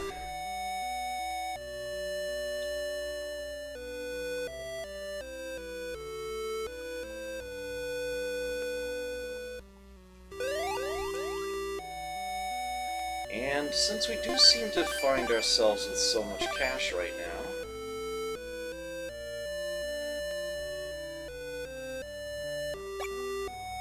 we'll buy a couple hearts. This is a good time and place to do so.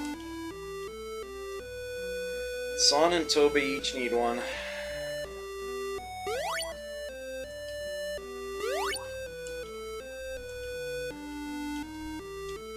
There we are.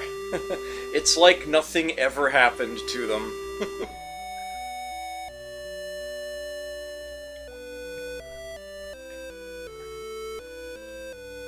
Do they sell revives here? No, they don't. They do sell elixirs. You refresh my memory. Does the Hidden Town sell anything of,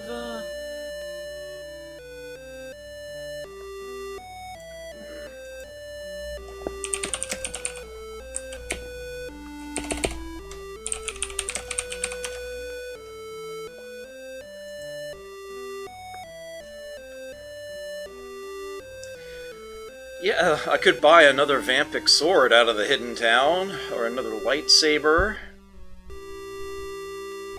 I could, well, I wouldn't be able to afford Flare, though it's there. They do actually sell the giant gauntlets there. Hell, I could buy a bazooka. Another P-knife. I don't really need new weapons, though. Yeah, we're kind of in good status here. We're in good shape. Alright. Let's try this again, shall we? Double time. Oops. That's okay, too. Ugh, P-worm. Here, let's try a saw in a much, safer, more controlled circumstance. Although you're gonna have to, use your battle sword. You've got nothing else better to do. You missed. And somebody else one-shotted it. Oh well. Come on, game, what the hell? 3 atom crab, 3 raven. Alright, well, this is serious business. The ravens are a lot squishier than the crabs, so let's use our magic on the crabs.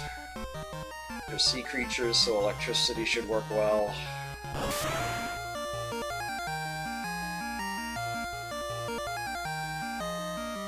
They're all missing. And they have resistance to fire, because of course they do. So you may have missed just how much damage we dealt there to a raven.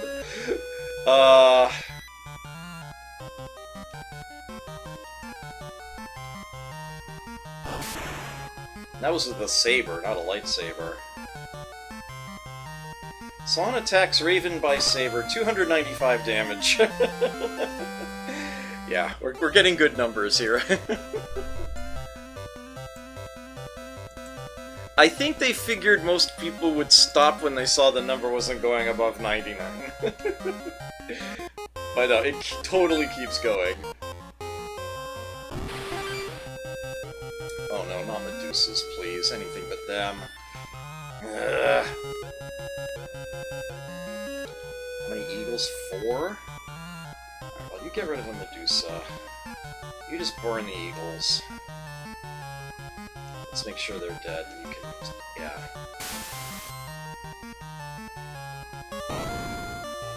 Let's not have all of them sitting around. Nice. One-shotted both of them. Meat of a Medusa? That's a good question. Same tier, different creature. The Nue.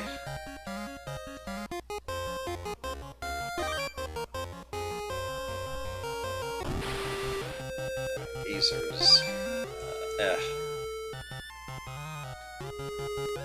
I really want the saw to work. I just... one thing. One thing.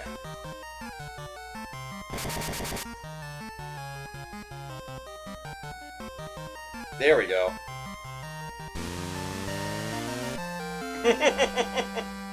Went to pieces.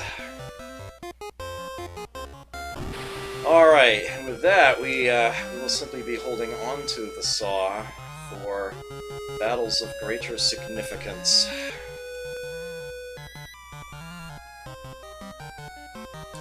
It's only the one.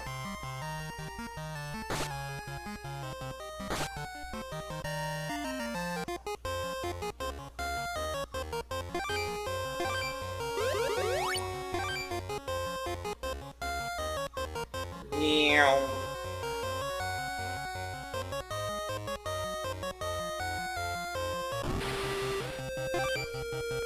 Jellies. Ideally we burn the... oh, nice! Thank you! Oh, always glad to see that. Always nice to see that back.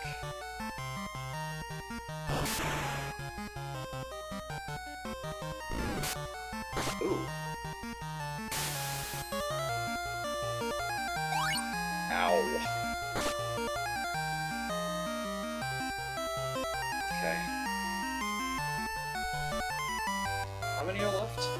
Just one, okay. Key knife.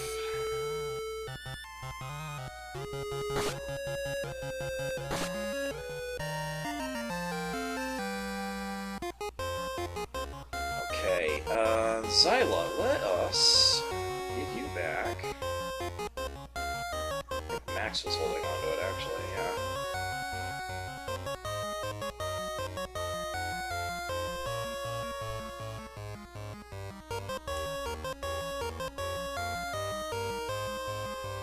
Why is that suddenly 0?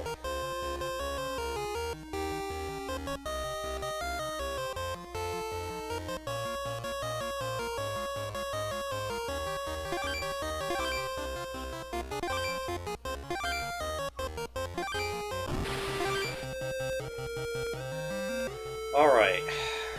Crawlers.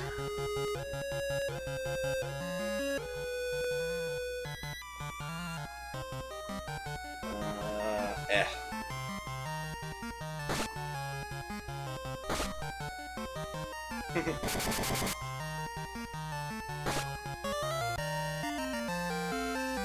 Nice. Okay. The crawler. Tier 8. No, we go down 2 tiers to Atom Ant. No, thank you. That's enough of the health back. We can,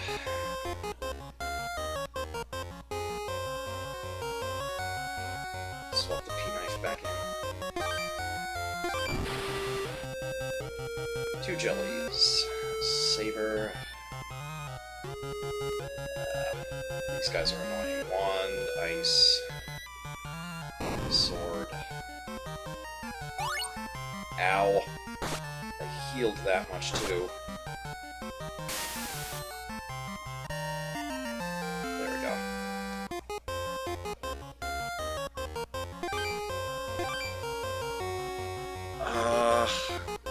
Why do I always forget this floor? Oh, right, okay. Yeah. So the actual working pool is to the left. The non-working one is the one down. And left is the way we need to go anyway. I'll go ahead and stop by that pool one more time.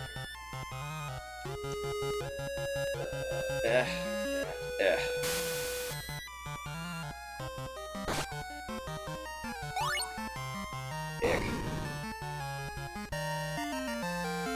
Not that it matters, though.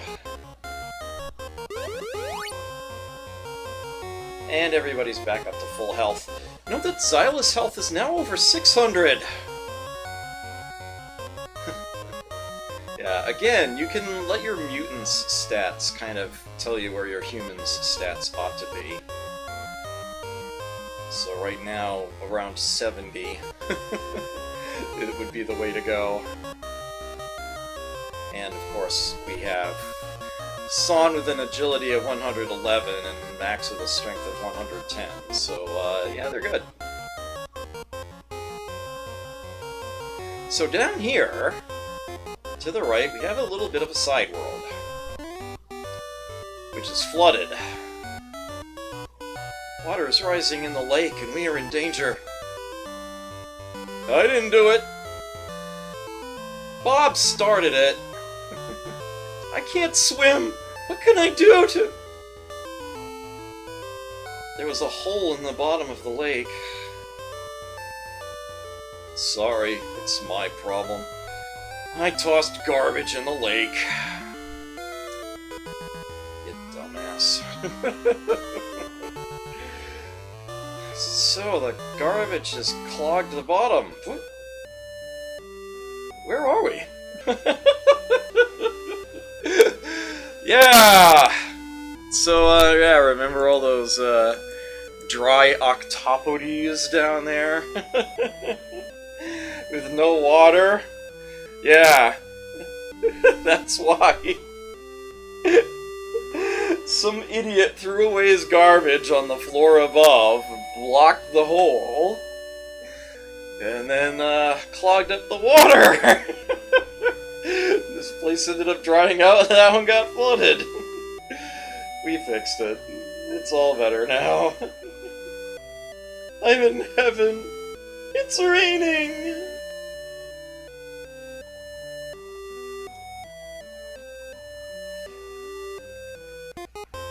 So we were indeed just shunted back down a floor in the tower, so we do have to climb back up.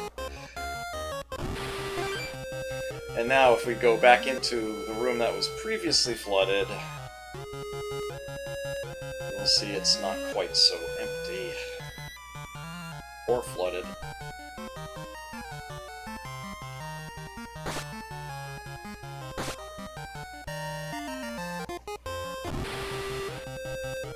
Come on. Ugh.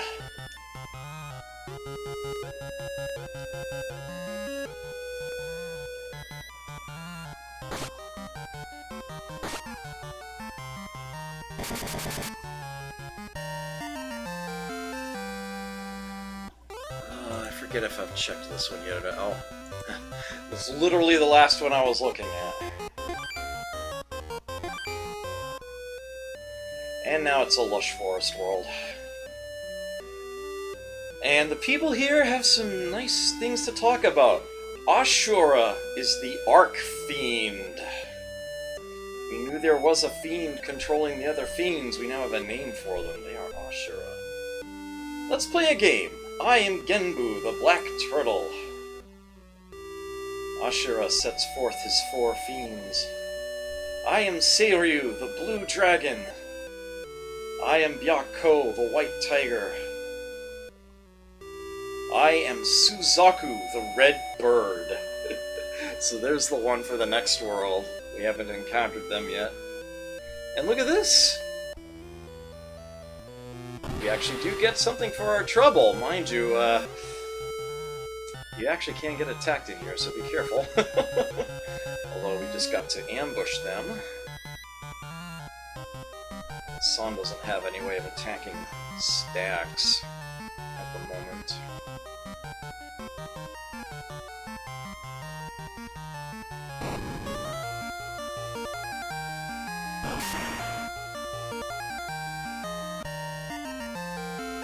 Nice. So there are 4 treasure chests in here, and I actually forget what they are.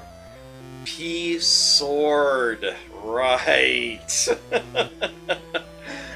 This, as you might imagine, is an upgraded version of the P knife. It is exactly what you would expect of it. The P knife has an attack power of 7, the P sword 12. They otherwise work the same way. It's just stronger. So there's yet another weapon for our mutant. Another elixir. Hard to complain about that. An X potion. That I can equip to somebody. Have the inventory space used. And that frees up a spot for another revive. Which hopefully I won't need to use anytime soon. But given that I used up the one that I had, good to replace it. Okay. Another big ol' stack of ogres. One use of the wand left, but again, we have a spellbook to replace that, so that's fine.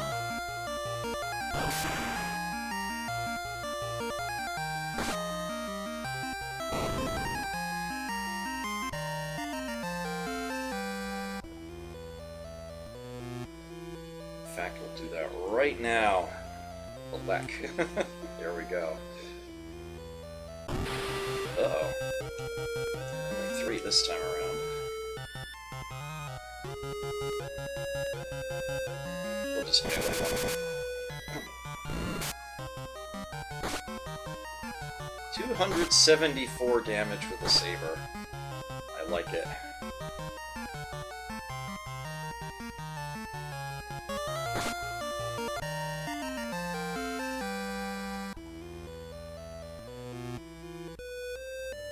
We're stinking rich again, aren't we?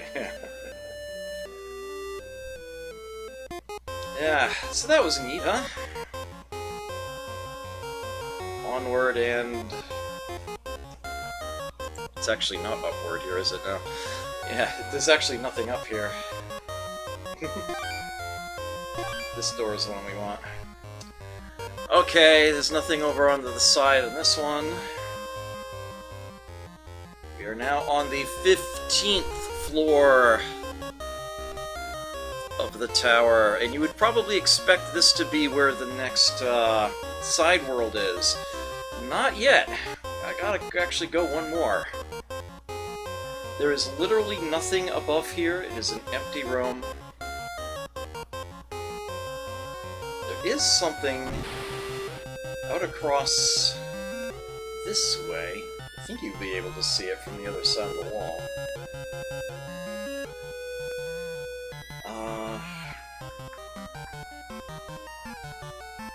Two jellies and an antlion, huh? Alright, you hit the antlion. We'll use magic on the jellies.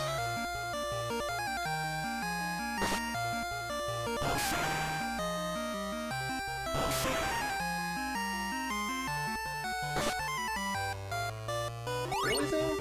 Ugh. Minor nuisance.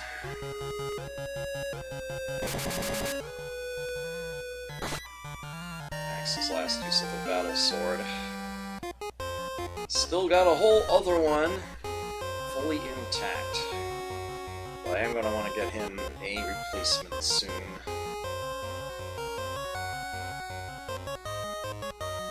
So you can actually see that there is a pool on the other side of this, but it's got some spikes around it.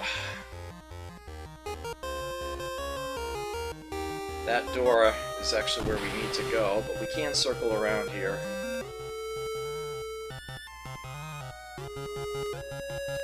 Let's just dogpile on the jelly.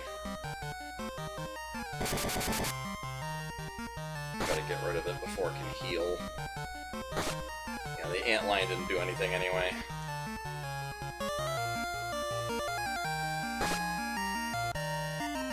One-shot at it. So, yeah, there are actually some safer, yeah, non-spiky tiles you can step on in order to reach that pool.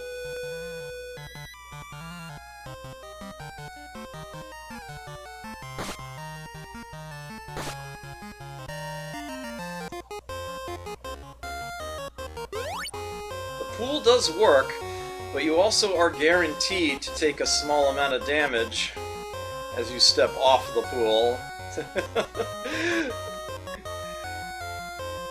That's sort of unavoidable. Everybody with one hit point lost. But yeah, and one sip of the fountain doesn't always bring you back to full health. You might just want to hit the button a few times. It's not like you can use them up anyway. I see that Sawn didn't actually get the full health here. Not that it matters. We are almost to the next landing, as it were.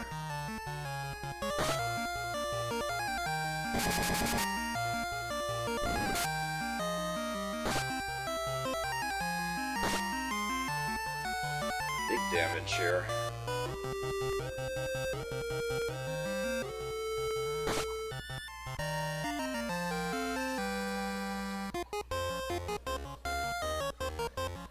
Alright. No treasure on the side of that one. And once again, the wall type has changed. In fact, it looks like there's some gaps here. But you can't fall off, don't worry. It's this dapper fellow again. Nothing works against Suzaku. You can only run. You might think, well, we've got the saw, and I said it works on anything. Well, and that's actually true. It does work on anything. But Suzaku starts with a barrier that is impenetrable. Everything will miss them. So there's the next door, and yes, it is in this spike field. Just to be jerks. 4 Triceras, that's not good at all. Definitely using spells over there. That's actually very dangerous. The amount of damage they're capable of dealing is insane. Man, only one of the 4 horns hit and it still did that kind of damage. Oh, no, not again. Yeah, this is... 4 of them at once is more than a little rough. Meat of Triceras. Oh, my word.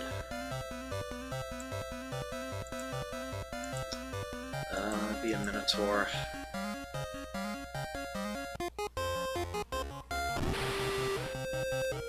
Four hunters in one Triceras. Oh, come on.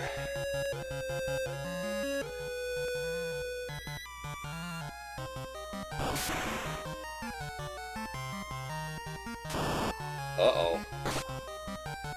This could be a serious problem.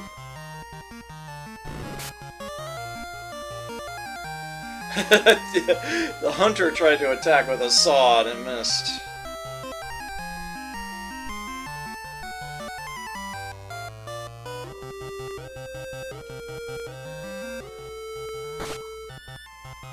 Okay. Toss ball kick. Door is locked by magic of red.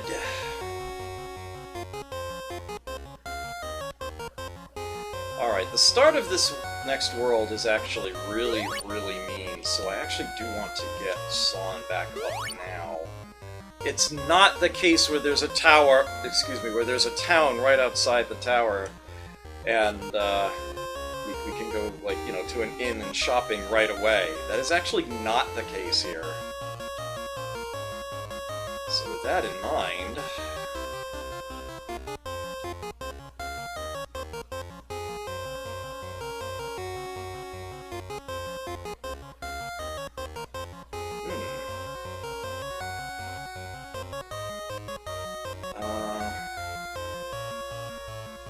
those X potions are carrying. That's better. Okay.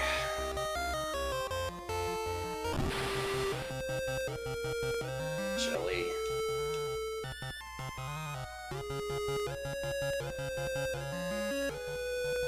So this is my least favorite area of the game coming up, even though it is perhaps the most fleshed out, has the best bit of story. The simple fact of the matter is, there's a really, really obnoxious random element to it. And if the game decides to be a jerk, it's just going to be incredibly irritating. To that end, I am going to do something I haven't done in a while, and that is save. Welcome to the World of Ruins. Looks like we've got craters around the tower there. So, this whole area of the game is essentially inspired by Tokyo itself. And if you look at the overall map of the area at some point in time, it will look like a post-apocalyptic Tokyo. It's like the locations of the towns and their names and whatnot do kind of match up with what you would expect of the different districts of Tokyo. As a matter of fact, I think the tower is supposed to be Tokyo Tower.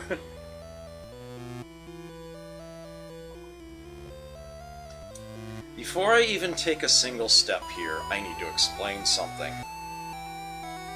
The entire overworld of this map is covered by Suzaku.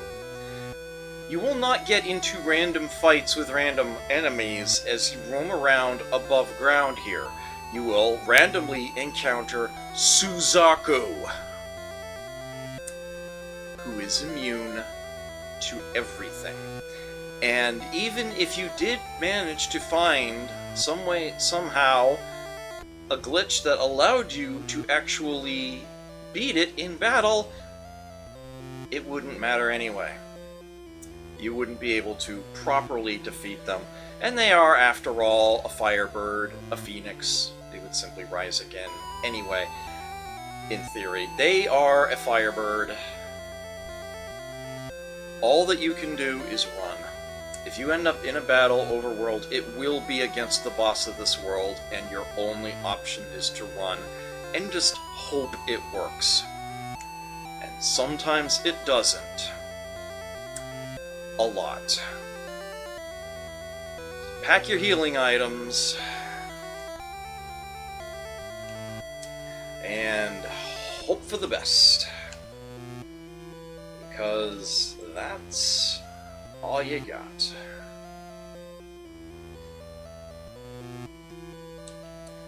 Do not go anywhere around here. This is not to be explored, at least until after you've beaten the boss.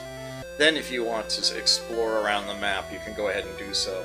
You've probably at this point gotten used to going through the overworld very quickly, as you had that floating island on the second continent, and then the super fast airship on the third. You're back on foot here again, and you don't even want to spend time in the outer world. So what we have here, sitting next to the tower, is an entrance to a subway. Yeah, this area is a bit more, shall we say, modern than the others. A little less fantasy, a little more modern. And yeah, we want to go in there pretty much immediately. You're just asking for trouble if you roam around anywhere else. And it is going to be a series of tunnels. We'll actually get into a little bit of a plot spot in the tunnels at one point. But then they're simply going to encourage us to advance on, and then we'll finally reach what is appropriately called Southwest Town, which is in the southwest corner of the map. And there will at least be a modicum of safety while we're in there. Don't hit me, don't hit me, don't hit me! Oh, okay, phew. Feel better already. Come this way! Yeah, you actually can go that way. So there are enemies down in here, and there isn't going to be anything to be found in the other directions you can explore that you could. Stone Man, you look big and powerful and stuff.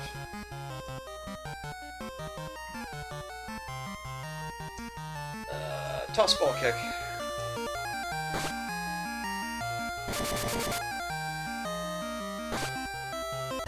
Unsurprisingly, the magic-based weapon dealing the most damage.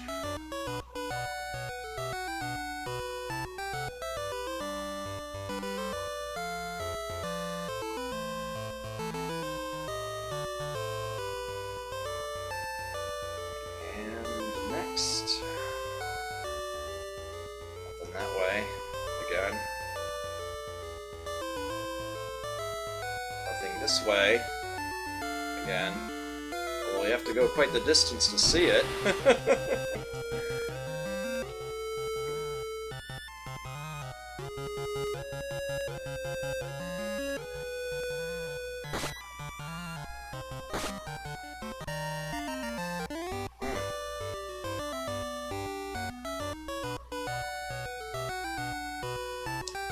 Ah! Stop!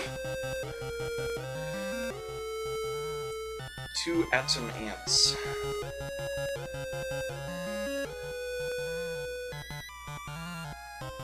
Despite there having been 3 actual sprites surrounding her there.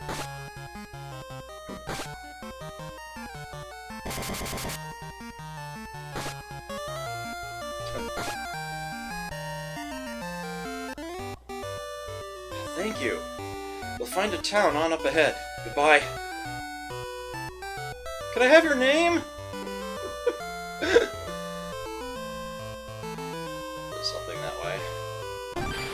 course.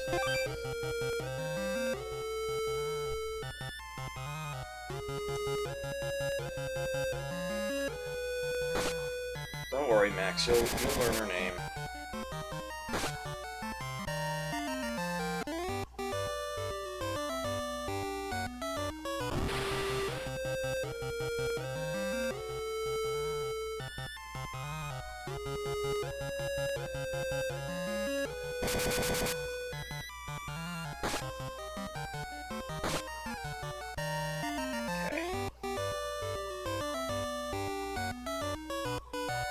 And we are once again on the surface, and that is the town to the left.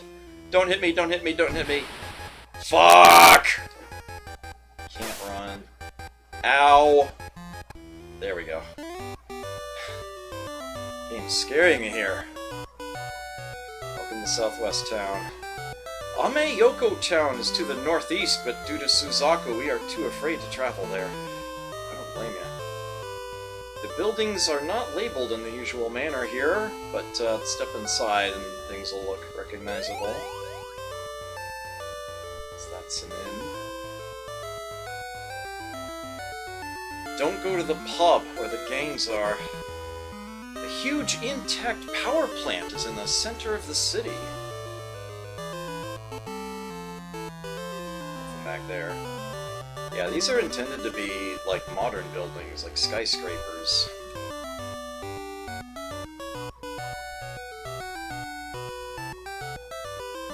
First floor, linens.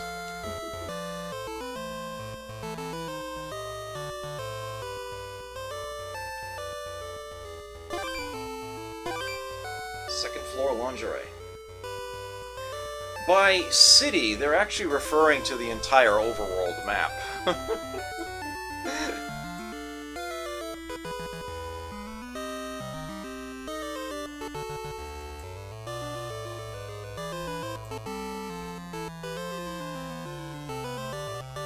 So, what do we have in a modern weapons store? Well, how about elemental swords?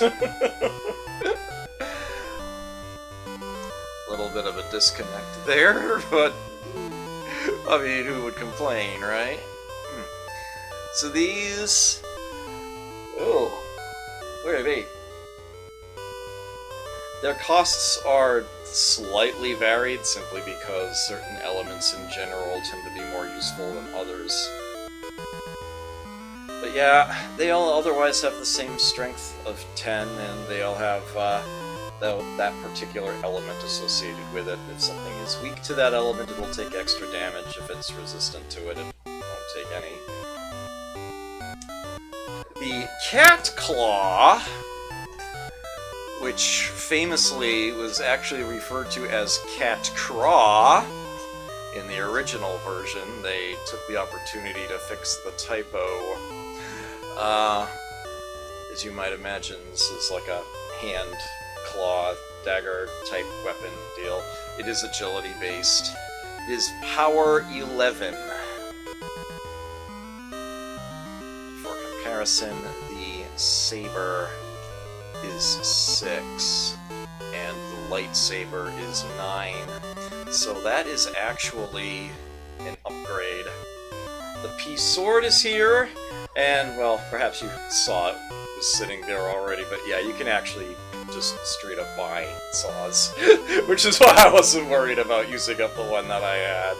They're not even that expensive either.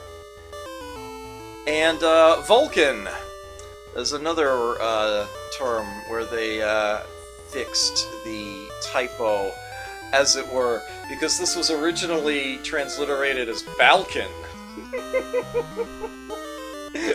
Oops. Yeah, this is supposed to be a Vulcan cannon. And, it has, yeah, it hits an entire group of enemies. Not unlike a grenade.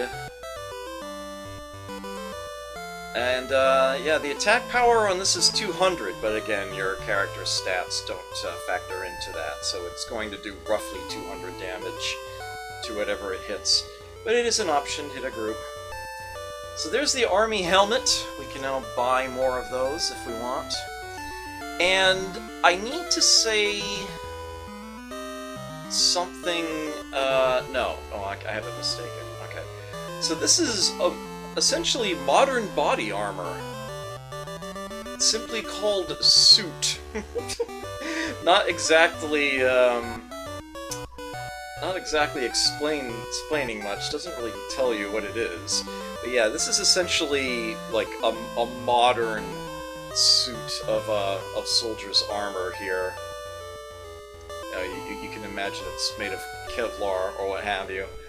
And it has not only a natural defense power of 25, which is even better than the dragon armor that I just bought everybody, but it also has a natural resistance to physical attacks built into it.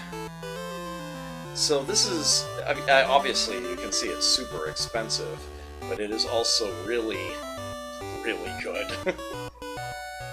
And they also have the staff available here, which, if I recall correctly, is, that's the healing item, right?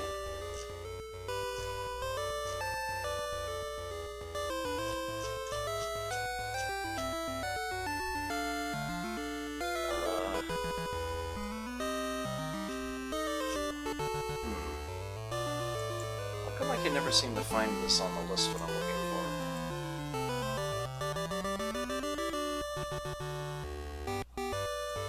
Oh no, it inflicts confusion. It tries to inflict confusion on an enemy. It's so not worth it. It's like not worth it at all.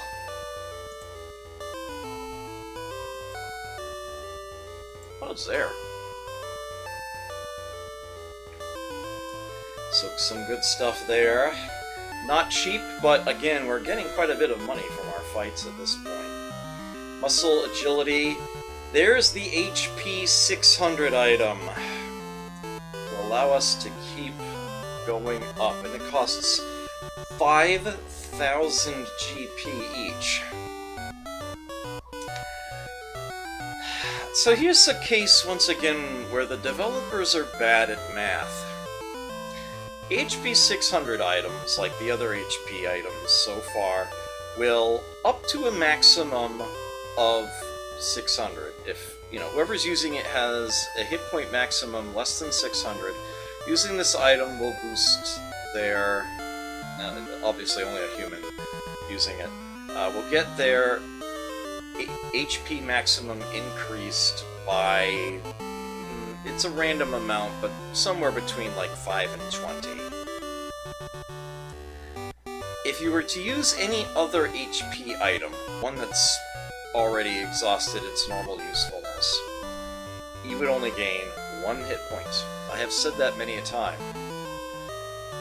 The original HP 200 costs 100 gold, and will get you 1 hit point.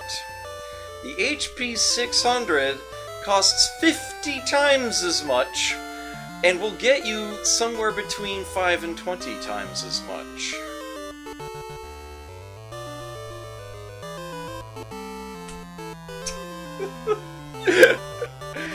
If you want to save money, there is zero reason to buy HP 600 items. You can simply buy a whole bunch of HP 200 instead. It will cost you less. The only reason you would want to get the HP 600 is that it's faster. You're paying the money to potentially, you know, buy fewer items and get it increased at a faster rate. And if you were like, but Adam, they don't have HP 200 items here. They haven't had them since, you know, the bottom of the tower. Do you really expect us to go back there? That's certainly gonna take longer, right? Well, here's the thing. because they anticipated and expected it to be a thing that you would learn, that you can still increase your maximum over 600 by continuing to use these items, a later town actually sells HP 200 items, so that you can over-level your health up to the actual maximum of 999 if you really wanted to. And it's another town later on in this world. But yeah, if you know about that, you can just wait until then.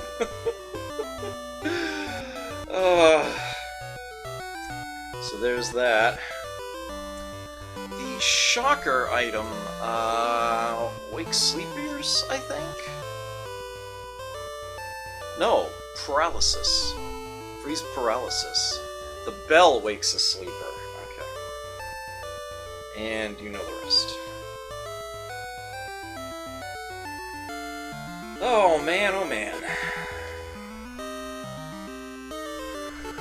What do we need to do? Let's buy suits. Best thing to do with all this money.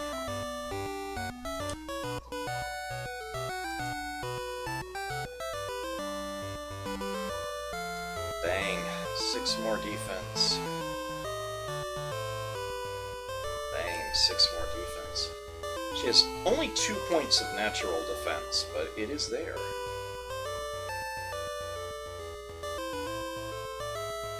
And, oh right, you haven't been able to buy one yet.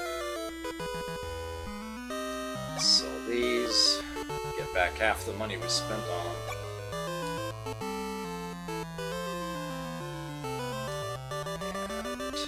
Bang.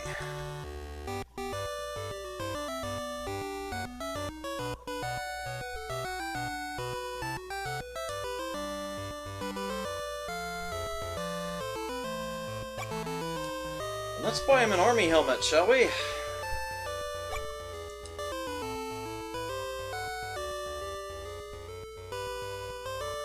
There we go. Max is finally on par with Sawn. Army suit and silver, army suit and giant. Something I could have done was buy giant gauntlets for Sawn, but that's okay. Okay, I need to use the bathroom. I'll be back in just a short bit here.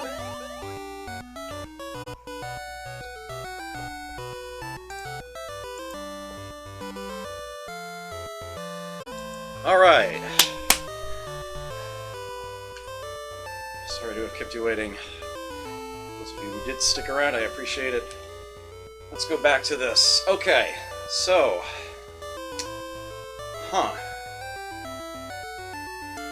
Her saber is about to run out. I would like her to have a backup. Cat Claw will definitely fill that bill. Boy howdy, will it. So there's that. And,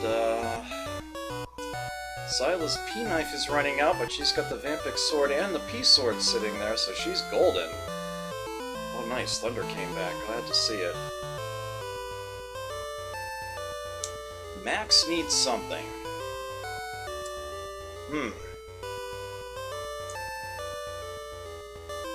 Oddly enough, he's actually the hardest one to buy for here. But I can do this. I can give him something to help him attack a group. Give him some versatility. So let's give him a Vulcan Cannon.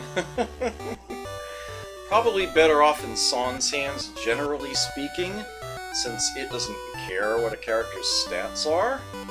But,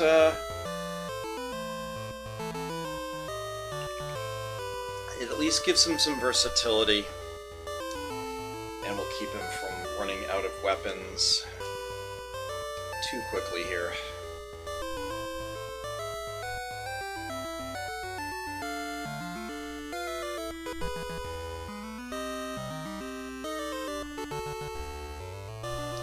So I'm going to check out this corner first. There is a secret path to the sewer in the northern subway. loss of life, obviously. The drainage pipe of that power plant is connected to the sewer. Game giving you hints about a future tidbit there. Can't find the key. Some kind of vehicle there. Suzaku will not chase you underground. Is the pub where the gangs are, and yeah, cutscene. If you want to drink here, you must speak first. Hello? Don't do it! You're no match for him. Okay, pal, you fight me. Guess I have no choice. That's right. Let's step outside. Don't be stupid! You stay out of it. Haven't we met? Oh, what a coincidence! Brother, this is what happened. That's all our story. I see. You are also going after Suzaku. Suzaku's force field is too strong. We are making a machine to neutralize it. You still need 2 or 3 more parts. Haven't you found them? You'll find them in Akiba. You may find the location of Akiba at the library. We'll find the parts. Good luck. You can take my bike.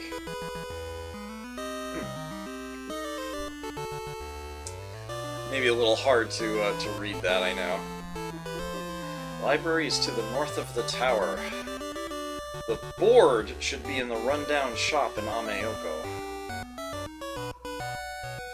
A bike helps to avoid Suzaku's attack. What it does is it lets you move faster.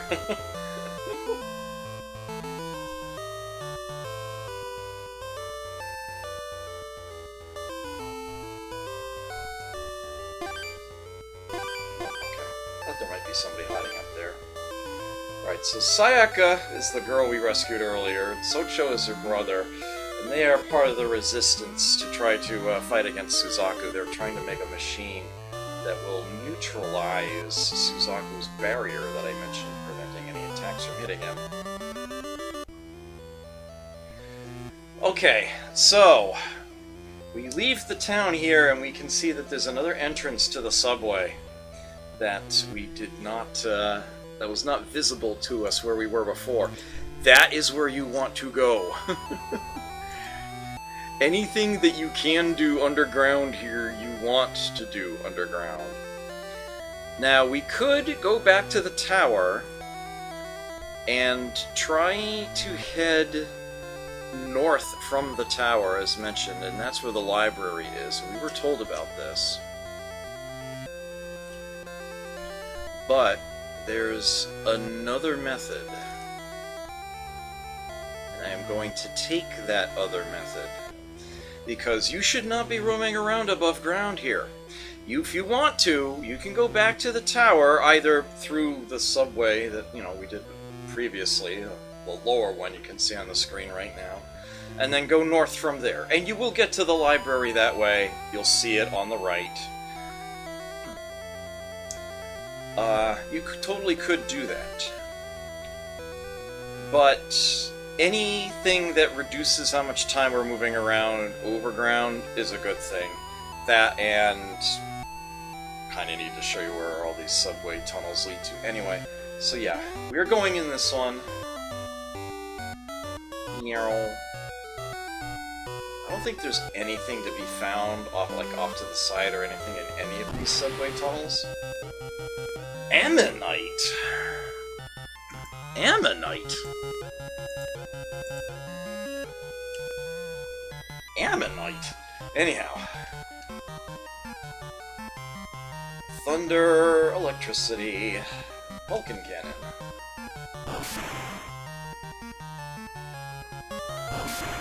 It does sound like a Pokemon, doesn't it?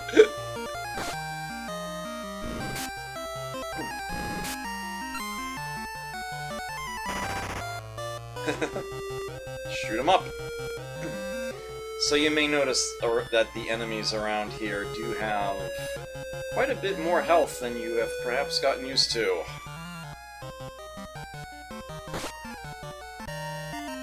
things are getting trickier. If you're not up to snuff, you'll probably find yourself needing to poke in and out of town after just a few battles, but you'll be gaining money very quickly.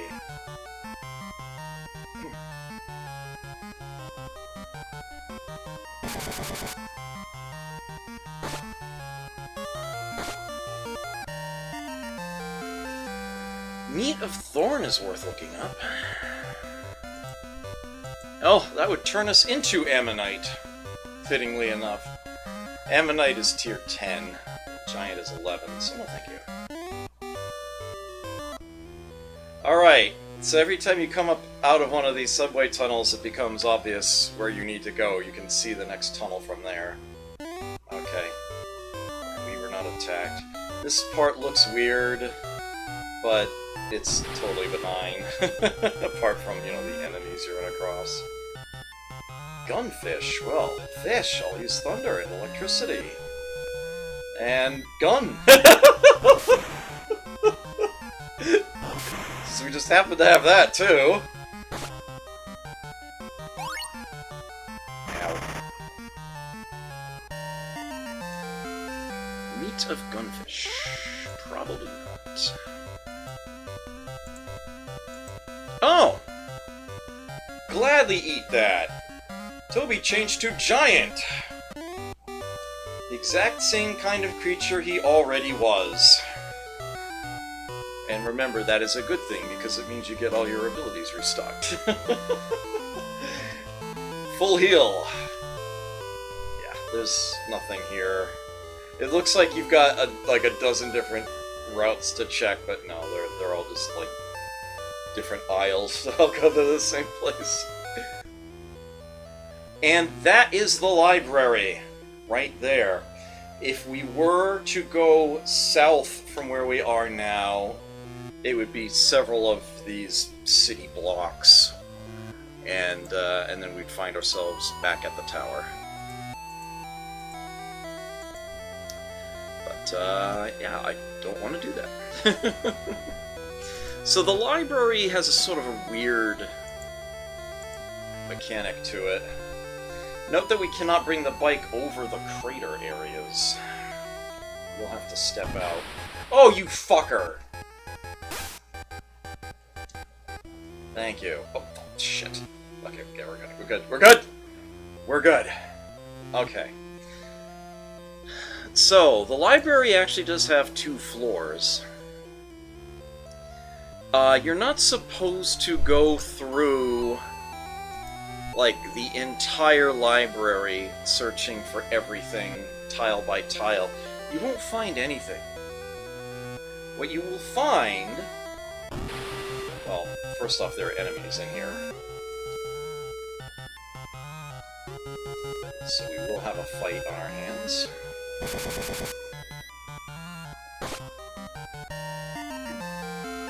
Meat of Thorn. Oh, Ammonite. We're looking for preferably something undead? Like a skeleton or a zombie? Or ghost?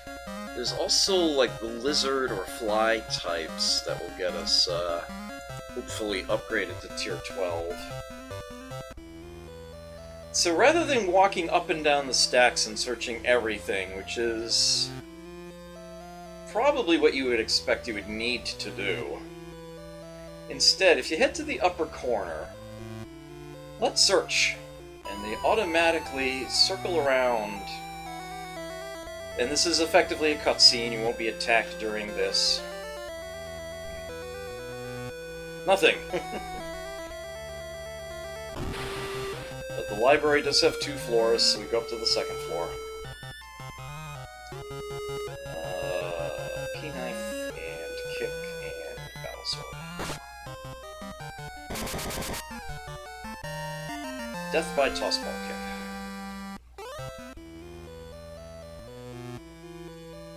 Do the same thing with the second floor. Get to this corner. Let's search.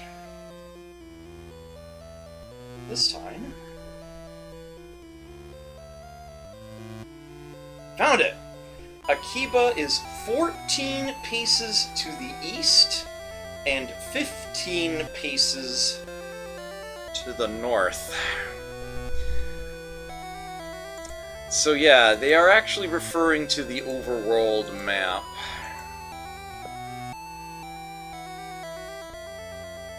And that is, well, kind of unfortunate, because it means you're going to the overworld to try to measure that out.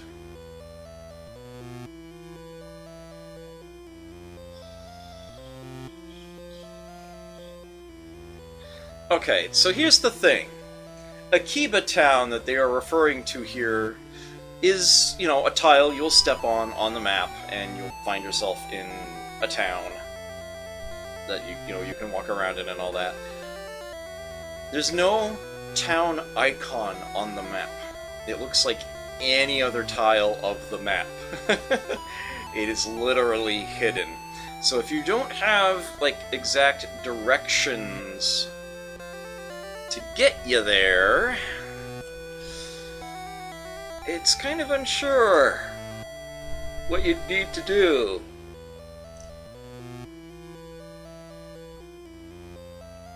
More than a little.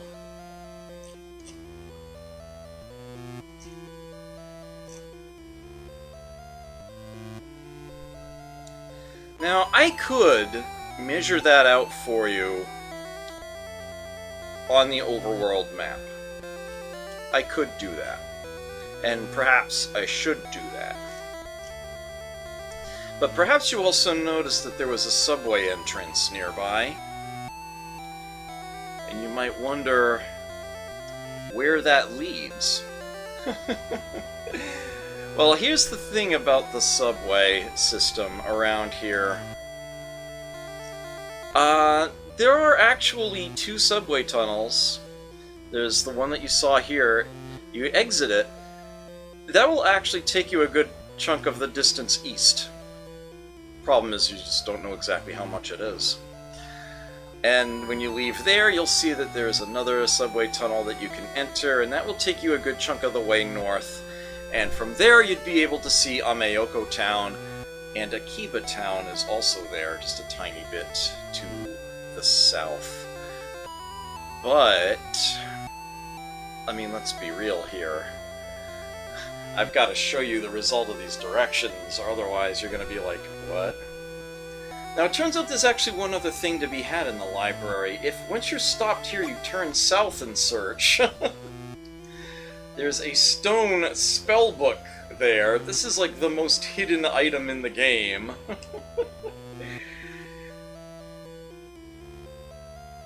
And that is, again, you know, low chance of success, will instantly kill enemy if it hits kind of spell. Not terribly useful, but sells for a pretty penny.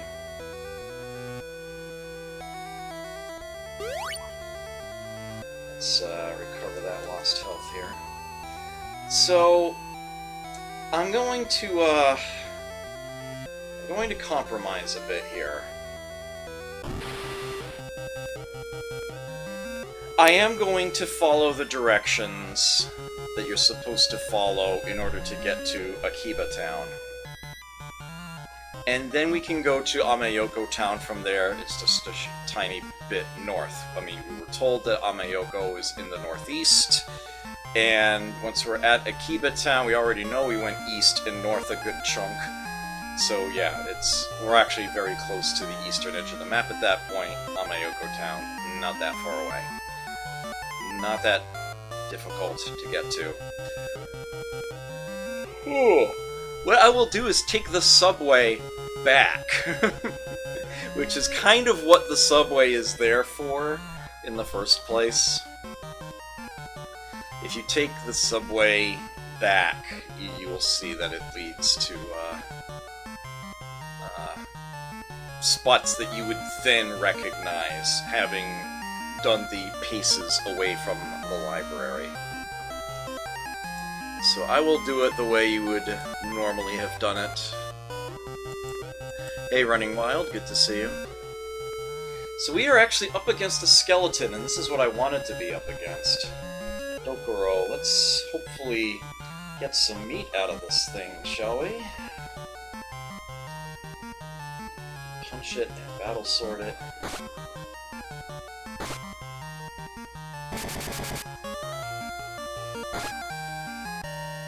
Nice, and it did not drop meat. That is very unfortunate. Okay. So, from the library. Obviously I want to go back to the bike. So 1, 2, 3. We're currently 2 tiles south of the library, 3 tiles east. Keep track of that. Obviously we run Suzaku or try to. You're a dick. All right, let us go.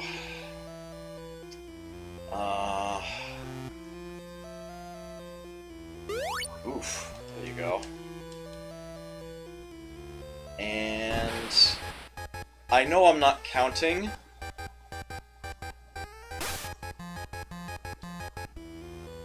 But trust me. This was 14. I know this because we're 1 spot past the subway. Now, if we actually had taken that subway tunnel that we saw north of the library, it would have brought us out of the northern one of the 2 tunnels that you're looking at here. And the one that's to the south, we'll see where that comes out later. All we need to do is go north from here. We can go straight through that. And here we are in Akiba Town.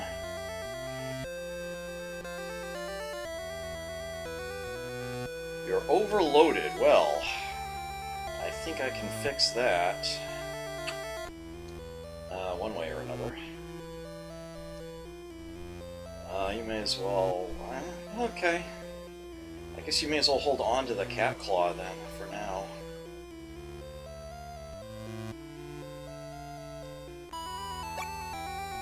You get revive! Nice to see that. Bookcase hiding here in a corner of an otherwise wrecked building, but there's nothing there. Ooh. Hydra. That sounds a little nasty now, doesn't it? Let me check one thing real quick here.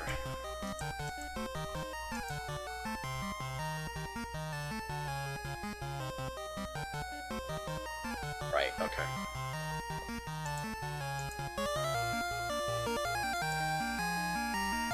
Grr.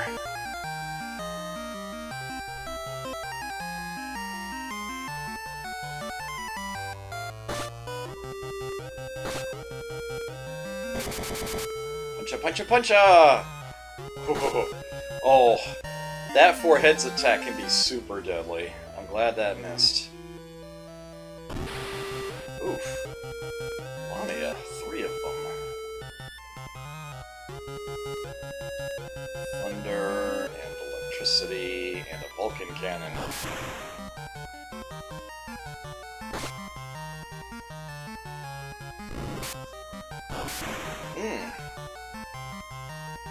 Max got paralyzed, that's not good. Still 2 of them. I'll keep using spells. Meat of Lamia, I don't know how that's gonna turn out. Probably not good, though.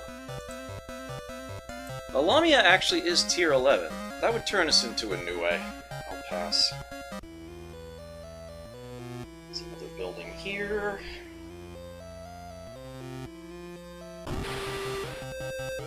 Ammonite.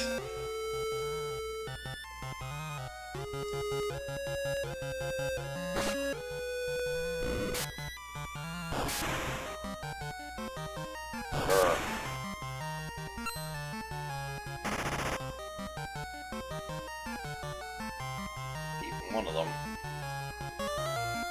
Let's keep pouring up a copy of Nimble there.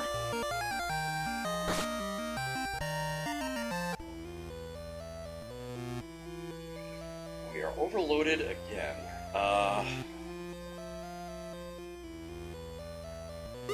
Here you go. You get ROM. So remember how you were told you needed 2 or 3 items? So if you go to Ameyoko before you go to Akiba, you go to a shopkeeper, and it's like, you know, he's selling boards. It's like you talk to them, they'll tell you, what kind of board do you need? I need to know what kind of ROM you have. If you don't have a ROM, well, then that's all that you can do. Go to him with the ROM, and he'll say, this is the kind of board you need for that kind of ROM, and you get the board from them that way.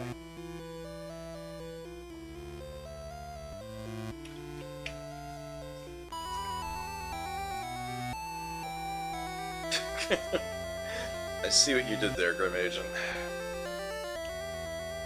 So this is a quest item. You're just going to have to hold on to that for now. Nothing in that bookshelf. There's nothing in any of these bookshelves. Unfortunately. Hydra. Sheba.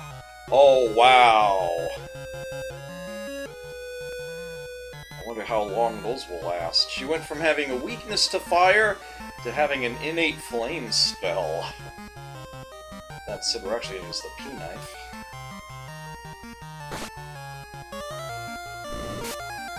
Only 68, that wasn't too bad.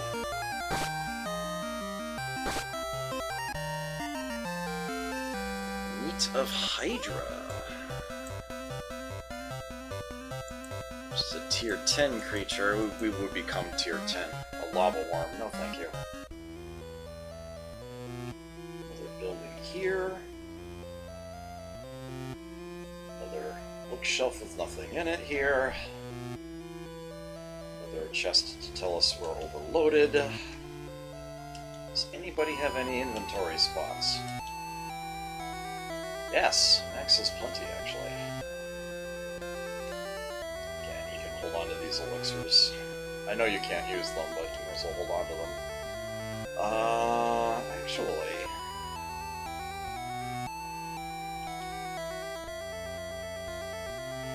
go ahead and use one of those on yourself. You get Cat Claw! We have another one.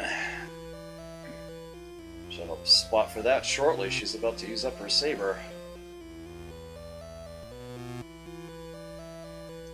And this is the 4th and final building in here. And that contains an X potion. Which it wouldn't surprise me if we could actually just use it up right now. But we don't need to. Okay. Robots! Well, how about thunder and electricity? The Vulcan cannon.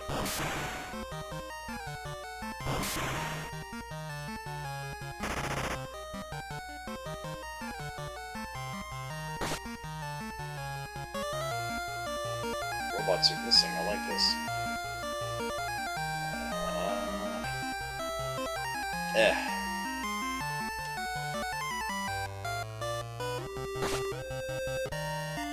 And we're done. What? No robot meat? I tease.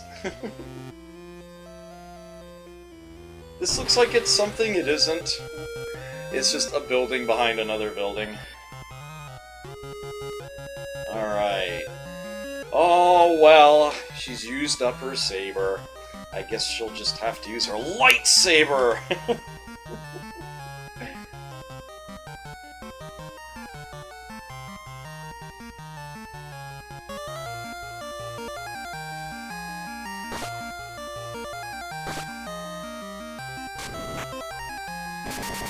Ow. A rocket. Just to show the comparison, we'll go ahead and swing with a cat claw, too.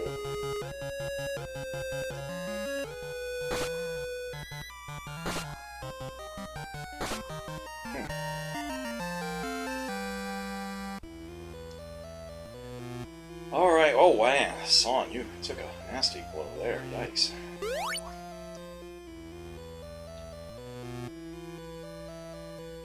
Okay. I am looking pretty good in the weapons department for Sawn. That's pretty solid.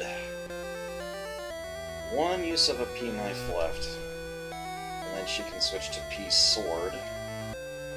Got one of those stored away. Yeah, I'll get things for Max soon enough. Alright, so this is outside Akiba. And we were told that Amayoko is to the northeast, and we know we've already gone a good chunk of the way there. There it is. Go away. Fuck off already! Son of a bitch. It's such a freaking nuisance because you can't do anything about him. And here we are. Welcome to Amayoko. Oddly enough, this guy doesn't talk to you. This one does. There's lots of shops here. Muscle Agility, HP 400 and 600, XP Potion, Chakra Eye Drop Needle Elixir, Heart, and you're probably used to this being the bottom of the list, and yeah, it's the bottom of the list again. So we have all that stuff you're familiar with. If we go here, now we're getting somewhere. Dragon Sword. With a base power of 11, this is a very effective weapon here. And it is also a rather ironically named one. I guess the intent was it's a Dragon Slayer sword? Any lizard-type opponents will actually take extra damage from this. So there's that. Okay. The Hyper.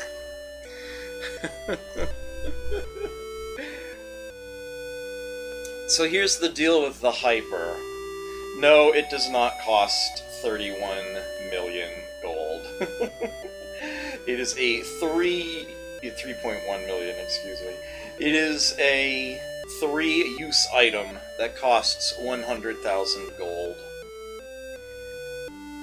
And it's basically the drive me off this picture button.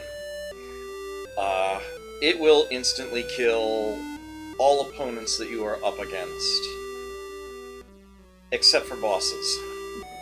It will just any battle other than a boss, it will immediately end it if you use a hyper. It's obviously insanely expensive. You don't get a lot of uses out of it, but you know it's there. It's a thing.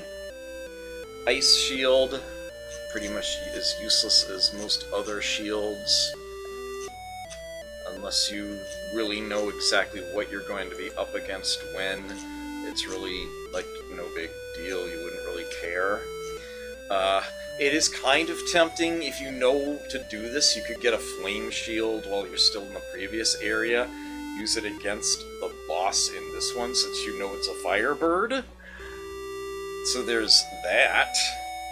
But, yeah, it's, once again, really not worth the money to pick up. And why am I...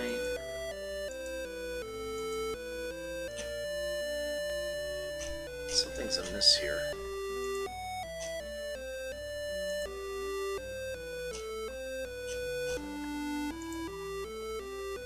What the hell did I do? Aha! There we go. Accidentally clicked another page. So yeah, you can actually buy stone books here at 5,000 and death. Yeah, look at this! Remember how I told you that you could have up to 4 bits of armor on at once? A helmet, an armor, a gauntlet, and there'd be a 4th type coming later? Yeah, you have to go this far into the game until you see the first pair of boots that are available. So these are the Geita. And these provide 7 defense, plus 10 strength as it happens, and most importantly, they fit in their own slot. They become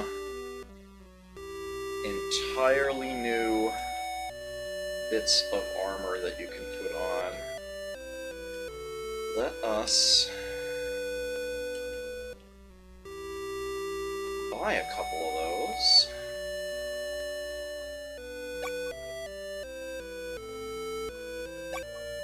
And do some inventory juggling. There you go.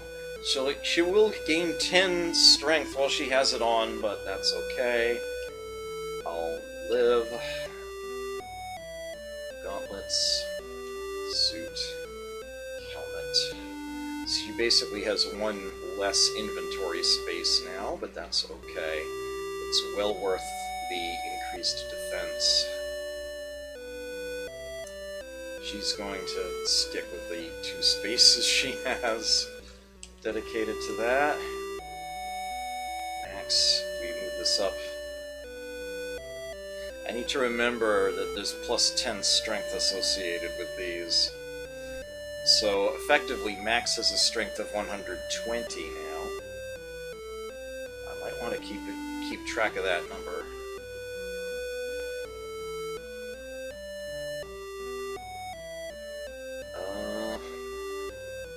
Nothing yet. Before I forget, I'm going to sell the stone book. I really don't have a need for that. I will go ahead and... Oh, I can't afford the dragon sword yet, but I do want to actually get that to max, so I might just grind that out later. You can't talk to any of these lizard-type people roaming around in here. Here's the next shop. House of Life. But perhaps you notice that there's a gap in the wall behind them. You can step 1 tile, well, actually more like 5 up above, and way out this way, hiding in the back, is another shopkeep. Do you need a board? What ROM do you have? You need this board for that ROM. Get bored.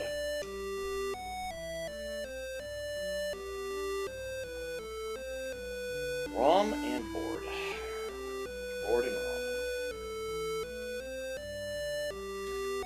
I am going to use up this last X potion bit there. Free up another space. Do you need a board? What ROM do you have? You need this board for that ROM.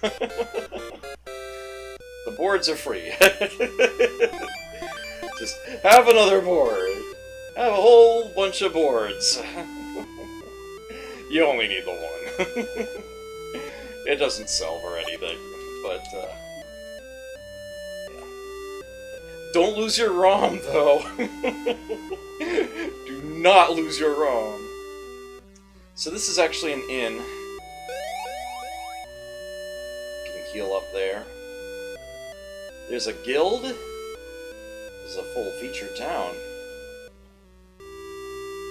And this shop here is sort of like a curio shop. It sells a lot of things that you haven't seen in the game in a while. I guess they figure at this stage of the game, if you don't know what you're doing in particular, you might have actually lost a party member permanently by now, and you've basically replaced them from the guild, and they might need some early game stuff to help them get into shape. You can buy revives here, 15,000 gold, but they do sell them. And there it is. I told you it would be here. The HP 200 is present. The rod, electric, fire. And check it out, even the X-Kick martial art is here. So there are definitely options to be had. So it is now about midnight, and this is normally... What does the board think of you in this game?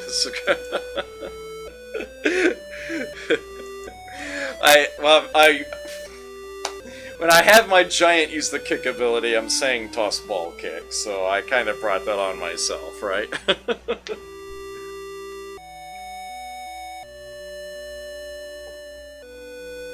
Yeah. Having played through the Outer Worlds twice on this stream. And that was the game I finished on Wednesday nights right before this one.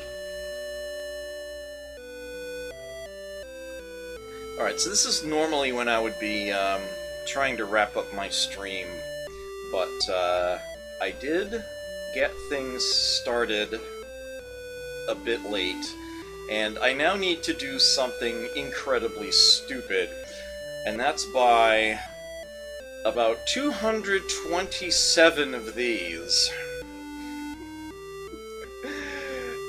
in order to get my human party members up to higher hit point totals.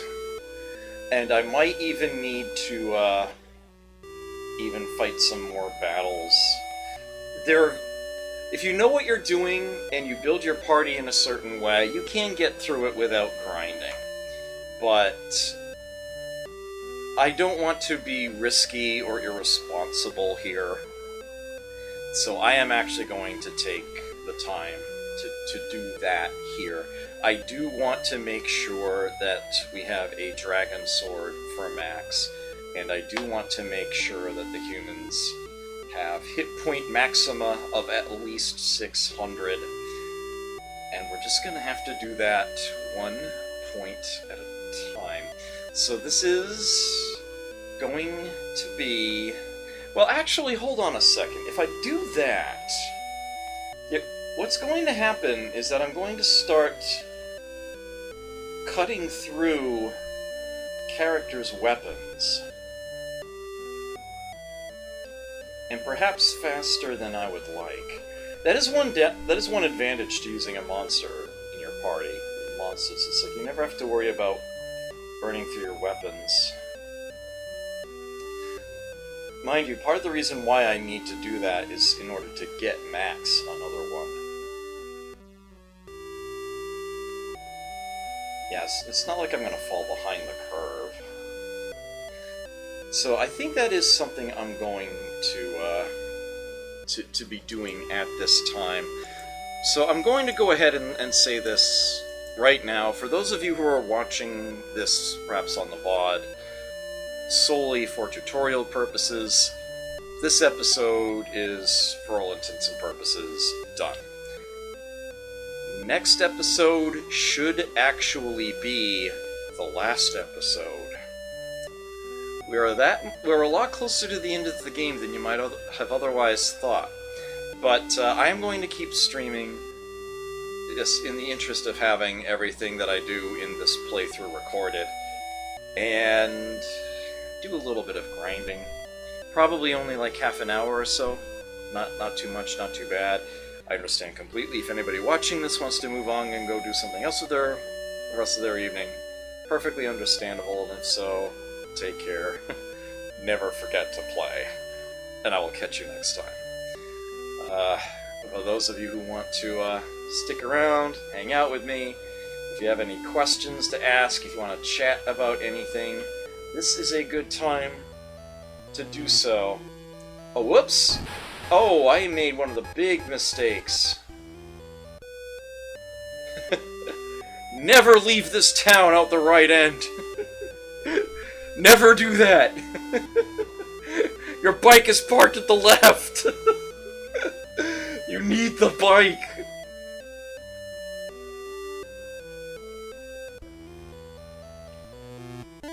Alright, so a little sneak preview for those of you who did stick around. As noted, you can use the subway here in order to get back to where we were. But, I'm actually in here looking for fights at the moment.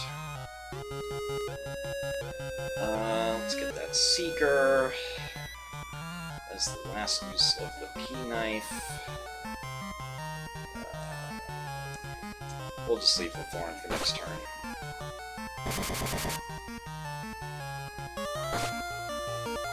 Wow. Is the light... Did I get their strengths mixed up? That lightsaber seems to be a lot more powerful than the cat claw.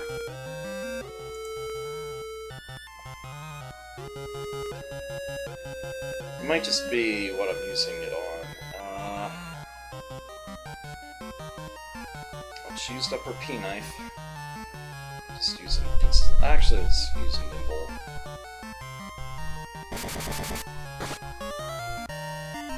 No, she's doing that much with the cat claw, too. Okay. Need of... Oh, I didn't see what it was need of. I think it was the thorn. Oh, it was meat of the atom ant, actually. Which would have turned us into a mosquito.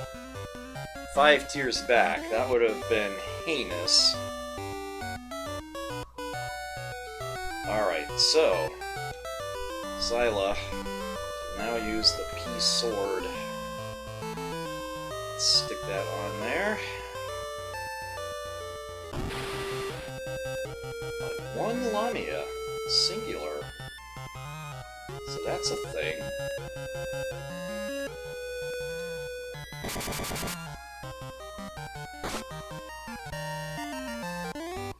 Yeah, 1,600 gold per enemy.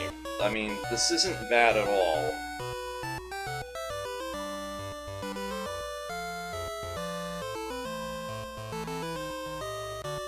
This is a good place to grind as any.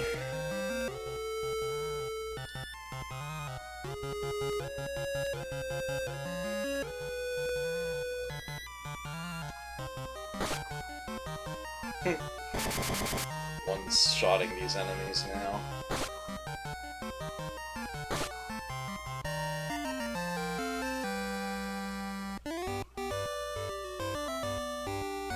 Getting close to that dragon sword.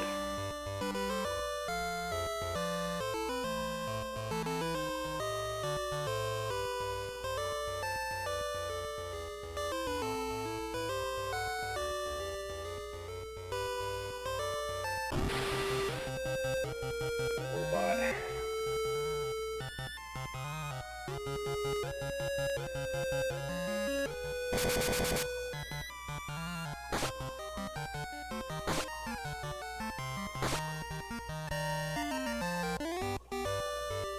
Actually, I should probably be using her flame and thunder abilities. Zyla, I mean... Ooh, here we go. Get the sorcerer, please. Thunder the ice crab, elect the ice crab. I will save the gunfish for after.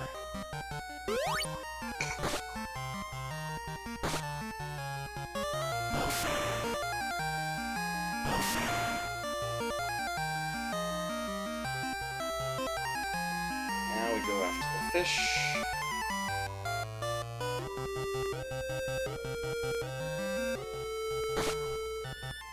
One shot.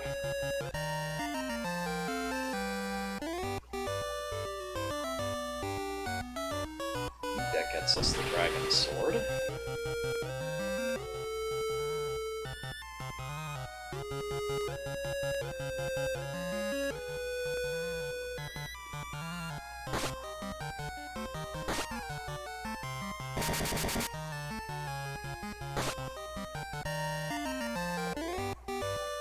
Physical attacks don't do so well. Oh, fuck off. Thank you.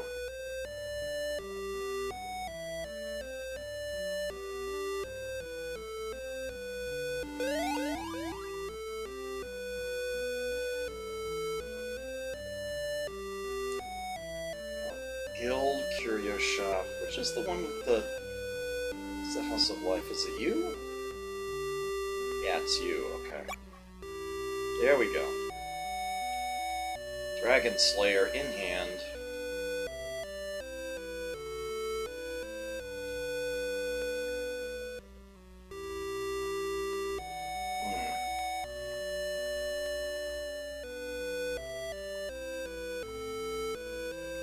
Okay, much better.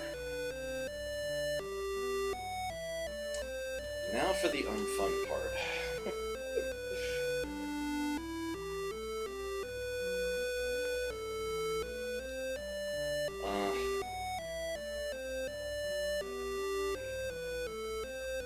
So every 100 GP is 1 max HP for somebody.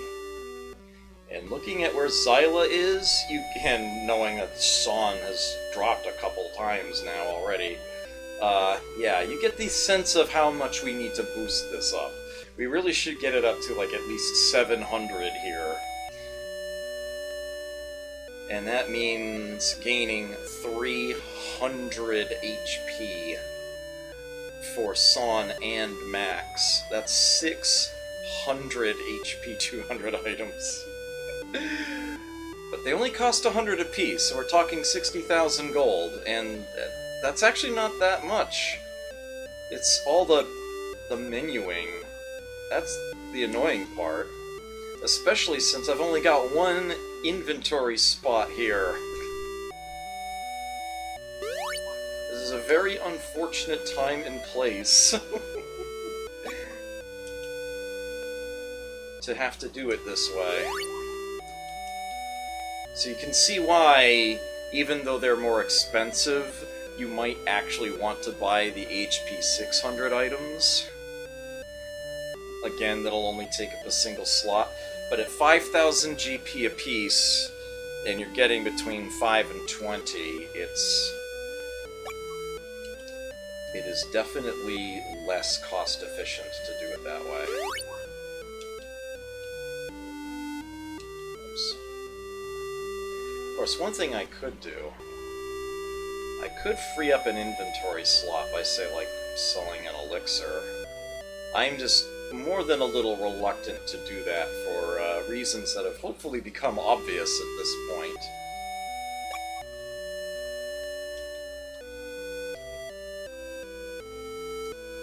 In case I find myself needing them. But yeah, this is pretty rough to go through like this.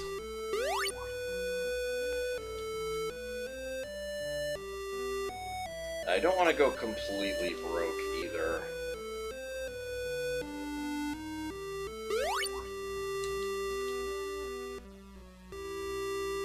Because then I couldn't afford an inn.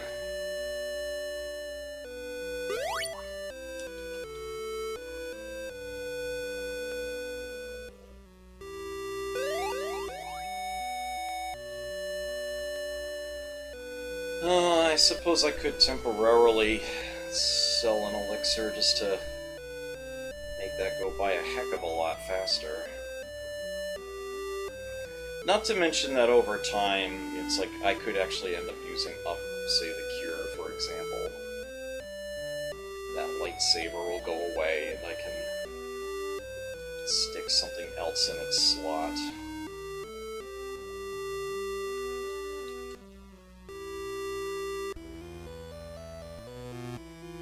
I did it again.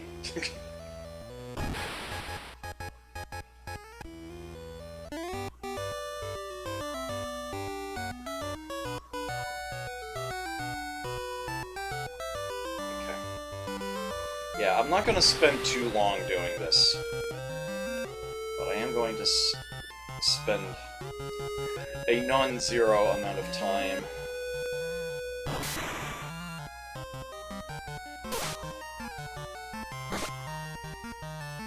$415.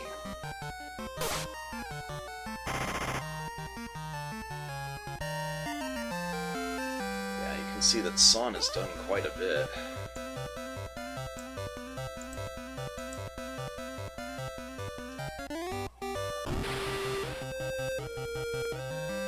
Robots.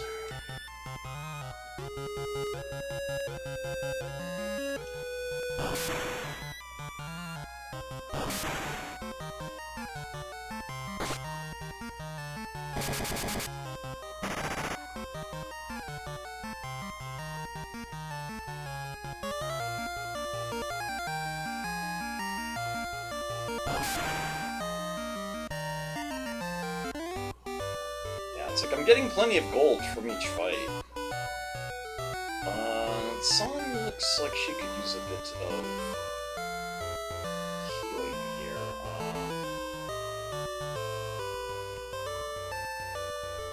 You're carrying an X potion, right? Yeah, there you go.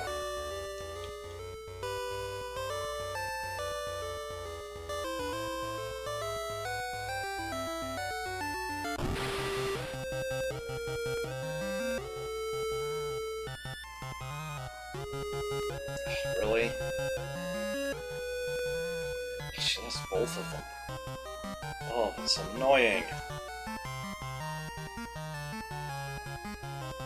Alright, time for her to use her spellbook then.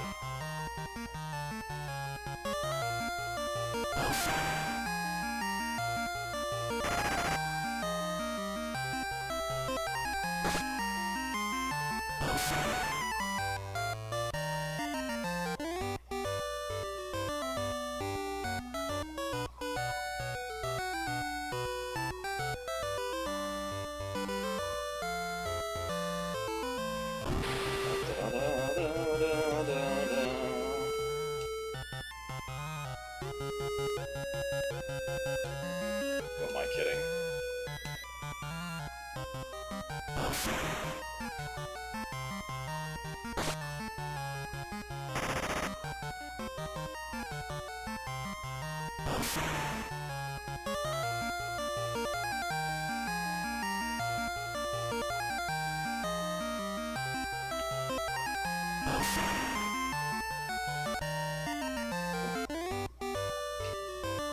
Yeah, dealing much more damage now. Alright, we're at 20k?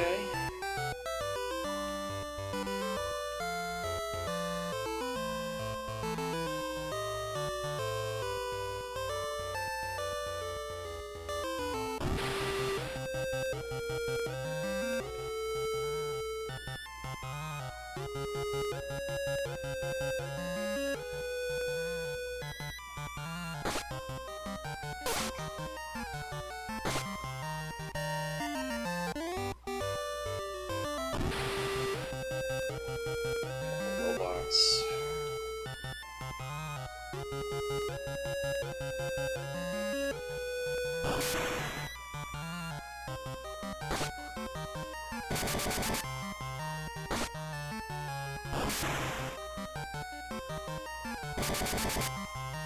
Robots are pretty resistant to physical damage. Magic attacks still do quite a bit.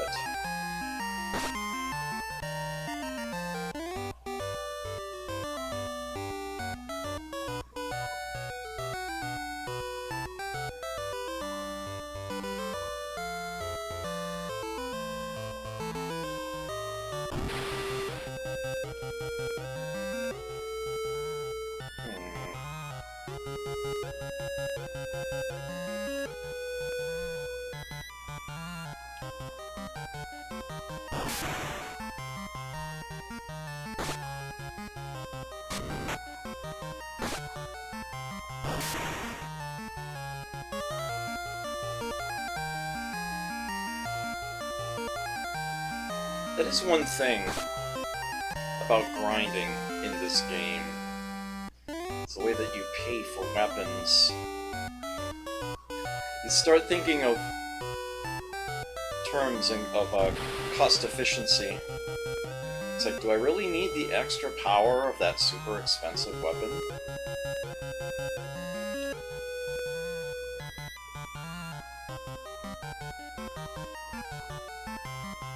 Of course, at the moment, we happen to be in a situation where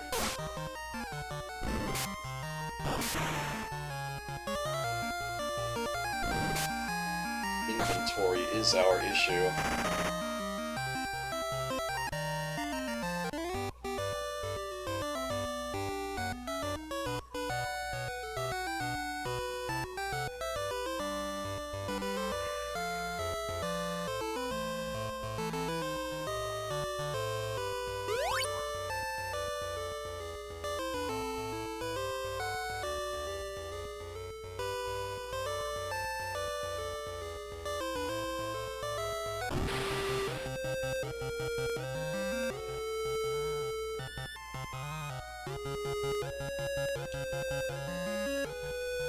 I don't mind using a per electricity book.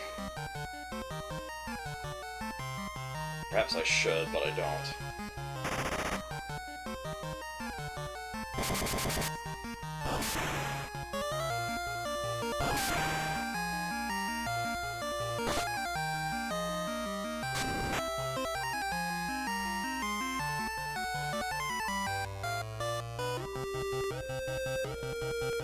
Why waste anything?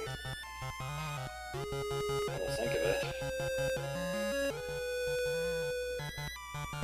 Oh.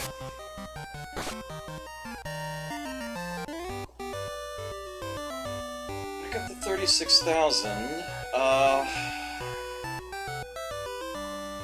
Toby took a big blow there. Let's heal that up. Max has a free inventory space. Stick an elixir in order to free it up in the main inventory. The frickin' weakness to... Take your stupid ass... Ah! Alright,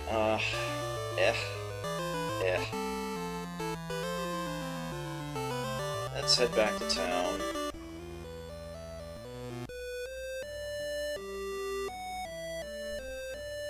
Hit up the inn first.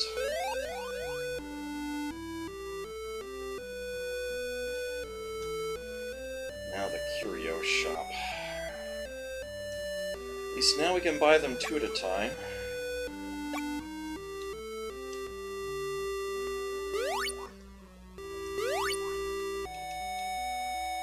Oops.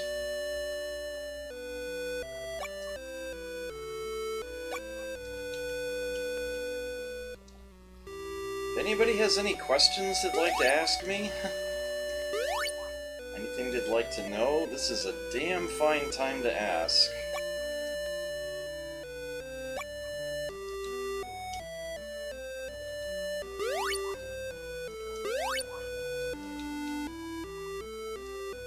Because literally the rest of this stream is going to be me menuing.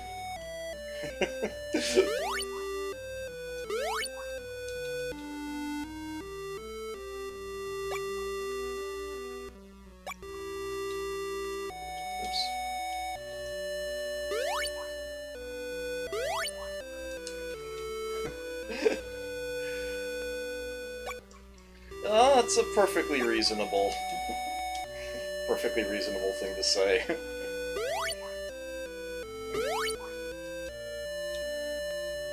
Yeah, it's like, I can buy, like, 350 more of the... 351, well, I don't think I'm gonna go that far.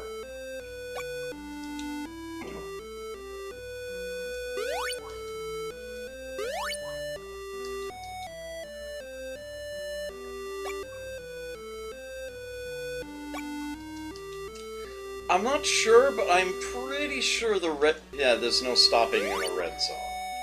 Pretty sure there's no stopping in the red zone. I'm not sure about the white zone, though.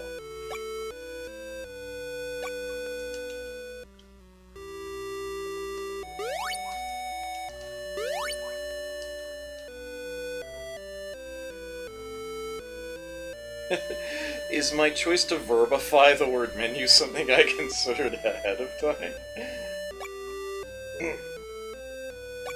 Oh, I have definitely heard the term menuing used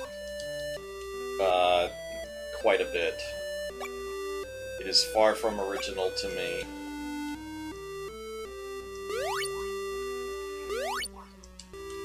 Given how many games people will speedrun that involve menu systems, being able to navigate them efficiently and quickly is an actual skill that some of them need to develop. It's that muscle memory of getting through them as quickly as possible.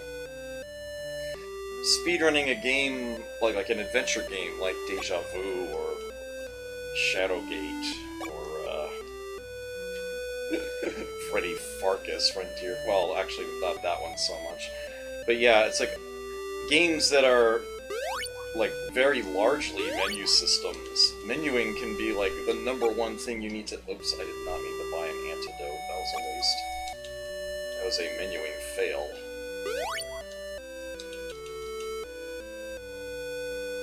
Best thing to do is just sell that. Oh, all this. There's 50 gold I've lost.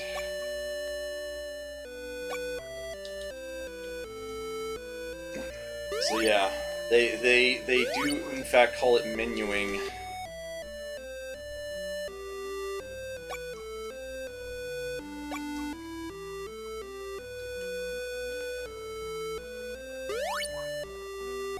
You would change the channel while buying potions in Final Fantasy. Yeah. Quality of life upgrades. A lot of these older games, they didn't really think about the user experience too much. It's like, do whatever is the minimum necessary in order to make the game playable.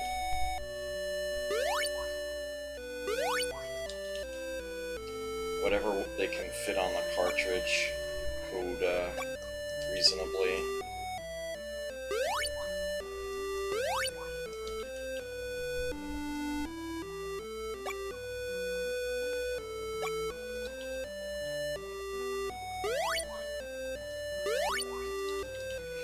Strategy games tend to be the worst offenders in that department. Well-defined. It's like a well-created strategy game is one where the interface immediately gives you access to all the really important information that you need to know to make your decisions. Oops, what am I doing? Efficiently. And those where you have to dig through a whole bunch of menus and then still do some math yourself in order to figure out how to do something in the most efficient manner. Those tend to be the worst.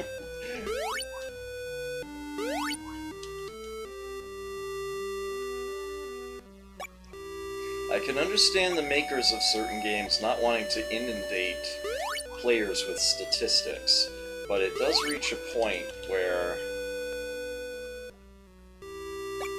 I mean, it's a strategy game. You're supposed to be figuring out the strategies. If there's math and logic hidden from the player, statistics that they can't see, or have to spend far too much time digging around through menus or whatnot in order to find it, yeah, it becomes not so fun.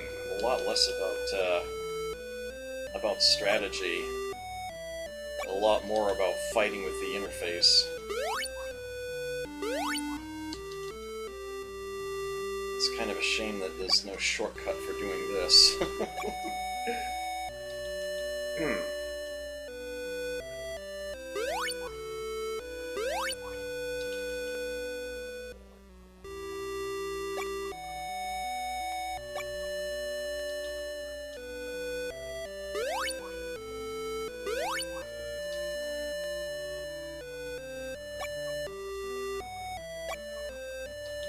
A lot of games, when you compare them to modern systems, can be like, it can go both ways. It can totally go both ways. There are a lot of things to keep in mind about how games were when they were built. Oh, jeez, Chubo. Thank you for the raid, sir.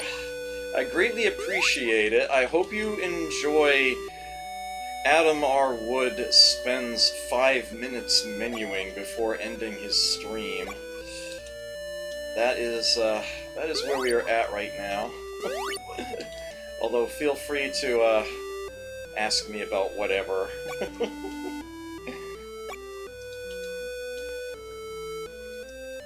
Candy Gloss, thank you for the follow. I greatly appreciate it. Hope you enjoy your stay here.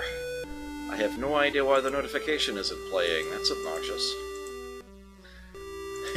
Menuing is the best part. Hey Ghoulie, good to see you. Social menuing is your favorite Twitch category.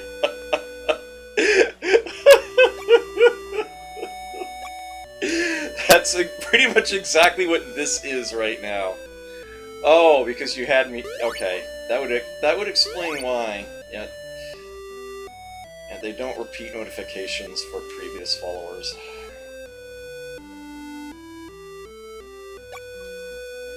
It's the what are their names? Yeah, Streamlabs. Streamlabs plugins are smarter than Twitch base operating whatevers, because of course they are. Man, Twitch. So I don't know who here follows me on Twitter or not, but something really, really strange happened the last few days.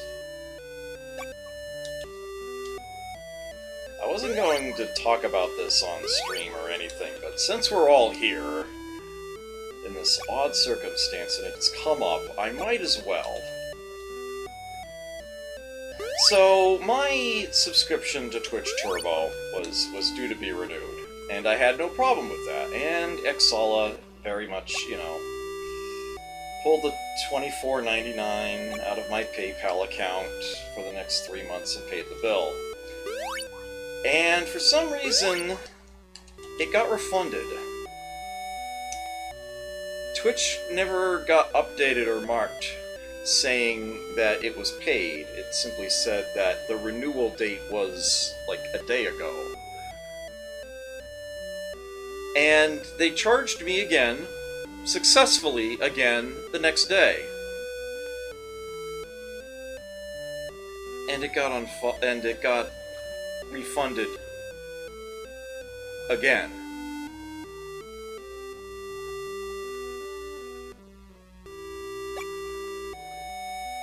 And they did this a third day. And I was like, what the hell is going on here? And then I got a message from Twitch saying that my Twitch Turbo subscription was cancelled. Now, this is more than angering and distressing. This is downright scary. Because I've got a lot of things that I need to highlight that I was expecting to have 60 days, you know, sitting there before I have to do so. For all I know, it could now be reduced to 14 days for some things.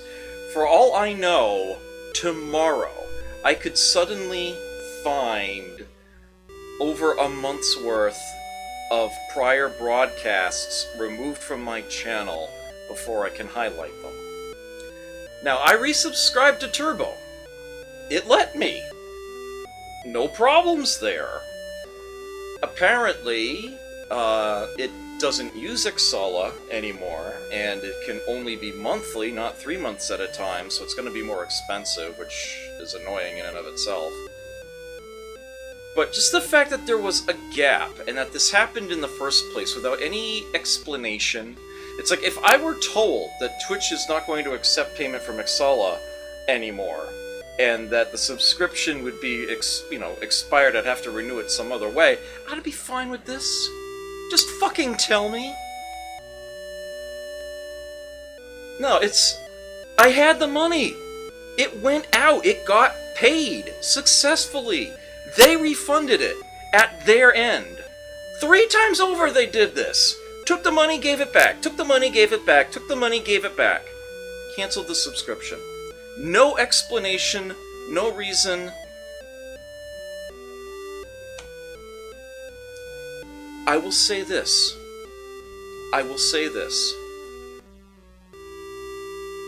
It wasn't that long ago that Twitch had this massive issue where a whole bunch of VODs, it's like, they had this weird thing where VODs weren't expiring. It's like old recordings were accumulating, and they weren't being cleared away after 2 weeks or 2 months is appropriate, depending on whether or not you're a Turbo subscriber or not. Actually, Prime subscribers might get the same 2 months thing, I'm not sure. But they fixed that problem by deleting literally everything within a certain time period, including highlights, which are never supposed to be deleted. Just up and gone. They had to send this massive mea culpa email to literally all of their creators. I still have I still have mine. I saved it. Yeah, Vodmageddon. Yes, you remember this. It wasn't that long ago. I know that you know this, Jubo. I lost, like, entire categories of highlights to this. Now, I was a good boy. I have offline recordings of a lot of things, but other than their date, I don't have much, so I would have to literally just comb through past recordings in order to find, well, most of what was there. If anything was recorded direct from console, I don't have an offline recording of it, so if that goes, that's gone for good. Yeah, it was not that long ago at all. I very much remember that happening. So I'm gonna go ahead and tell you all this right now. This Twitch channel is gone forever, and I am quitting Twitch. Spoonerism. If they eat my VODs again, I will never accept that. I will never allow that to be the case. I will do whatever I have to do to go to another platform as soon as possible if they fuck me over because of this. If I find that because my subscription, through no fault of my own, entirely at their end, I don't care if it was Twitch's or Exala's, because that's what they were accepting payment from, that's not at my end. If any of my VODs get eaten as a result of this, this channel is done. I am not supporting Twitch at all anymore. I will find an alternative. I'll still have my Discord, I'll still have my Twitter, I'll tell people where I went once I figure out what that is. Small secret, some of you know this already, I'm actually planning on setting up a YouTube channel that has nothing to do with this stream, something else entirely. So, I might actually end up streaming from YouTube as well, as much as I don't like the thought of that. But, yeah, it's like, I do have ideas, I do have plans. Twitch has already done at least one completely unforgivable thing to my channel. I'm sure it's been at least 2. But yeah, it's like...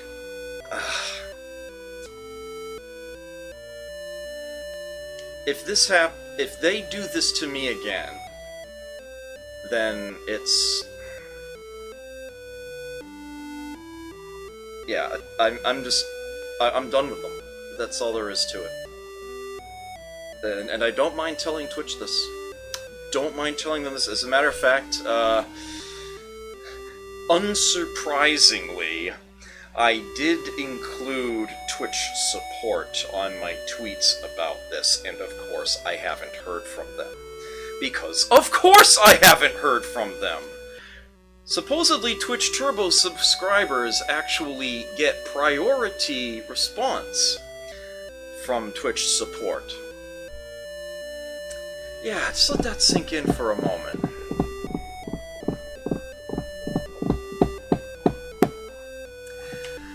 So yeah, if I end up with a problem here, I'm not gonna wait around for any future issues. And that's all there is to that. Because there's no reason or excuse for what has happened here. None. Yeah, I'm with you, Courtier. Twitch has definitely shown... Here's the #1 problem with Twitch right now. Well, maybe I found an even bigger one, personally. But in general, for the average streamer, the average person who uses the service for content creation, I just totally had a brain fart. Come on, Adam. What's the big problem with Twitch that everybody has? Oh, right, of course. Whoever they have coding their services, their interface, they don't test a damn thing. It goes live instantly. And it's like, they didn't say anything to anybody. Twitch has real serious issues with getting their service operating the best it possibly could be all the time. And they've got people over there with their thumbs up their asses. It's like they wake up in the morning and they're like, okay, what random chaotic thing can we push to the website today that literally nobody has asked for and will probably make somebody's experience on the service objectively worse? It's like, do they literally do this? I don't get it! You've got so many problems that people are asking you to fix, and you just... Stop paying the people who are doing this! You're throwing your money away! Fix this! I don't get it! I don't get it! It makes no sense.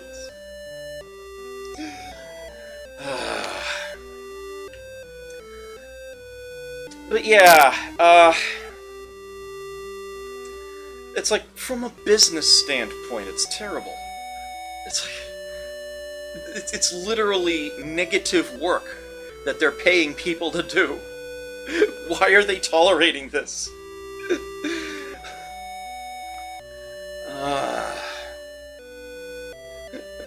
They're owned by Amazon. There's billions of dollars out there.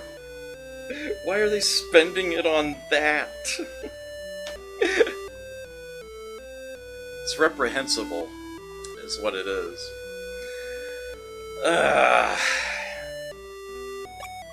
That's my rant, anyway, about the state of Twitch. Yay, she's up to 500. Let's start showing Max some attention, shall we? Yeah, it's like... I use Twitch for the same reason most people use Twitch. There's nothing out there like it that's better than it.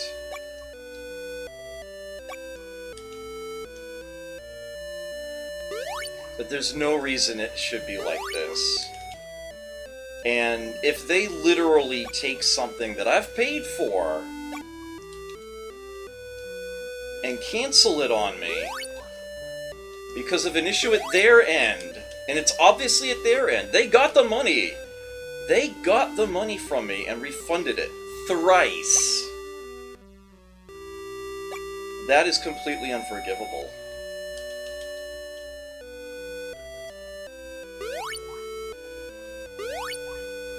Oops, that's fine. I need it too.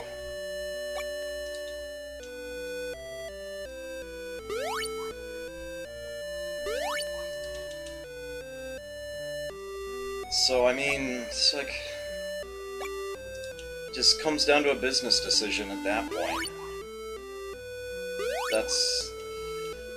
It hasn't happened yet, and hopefully it won't happen. I'm just afraid that it might. Because I don't trust them. I have every reason to not trust them now.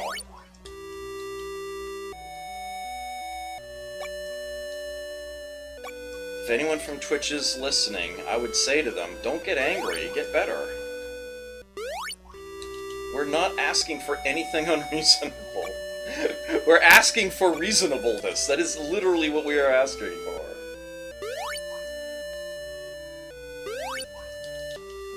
If For the vast majority of people on Twitch, it is a free service. They are definitely getting what they are paying for. Oops. Well, at least it didn't waste it. Actually, can I go off the top? If I go up from Sawn, will that take me to it? It will, okay. More efficient menuing.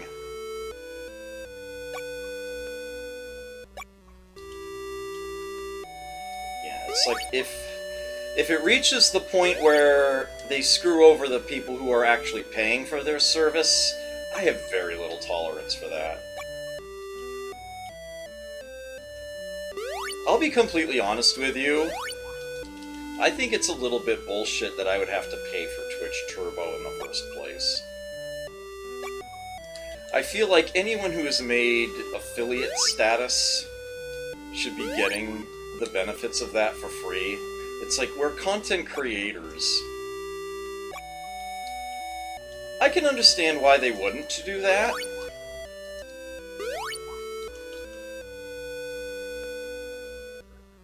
So after all, it's not like being an affiliate has any actual, like, requirements. I could see somebody just getting to affiliate status and being like, "Yay, I got free turbo. What are you gonna do about it?" And stop creating content.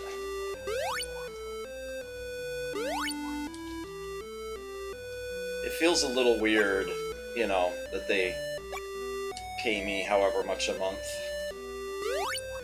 and I have to pay them back $9.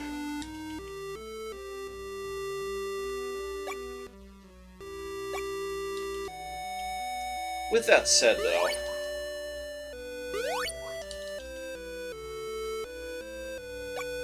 that's not what annoys me. What would annoy me is if what I have been paying for quite some time, just due to a hiccup at their end, suddenly got cancelled, however temporarily, and caused me to lose a bunch of the content that I have made? Problem. Big problem.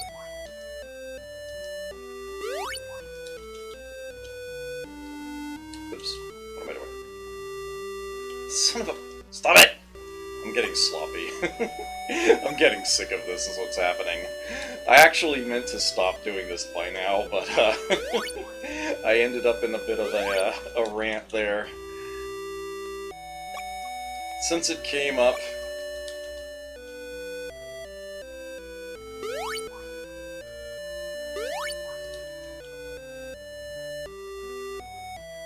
and I actually have like 5 times the viewers now than when I started doing this, so, yay?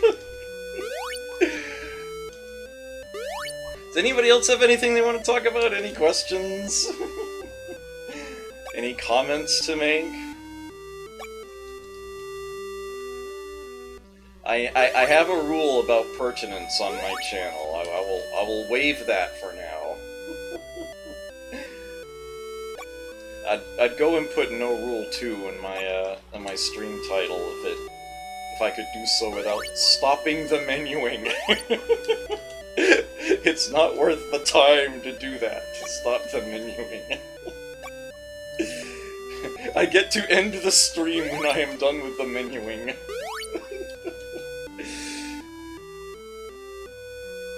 Ah, beverage count. That would be 3 at the moment. I've got my Mahjong tumbler here with some water in it. Not much left, but enough. I've got a Monster Energy Zero Ultra here, which is about maybe like a third or a quarter of the way full. And this is not the Powerade Zero that is on the label. This is actually a 4C energy berry drink that was, you know, powder form. Mixed it, reused the bottle. So, yes, beverage count stands at 3.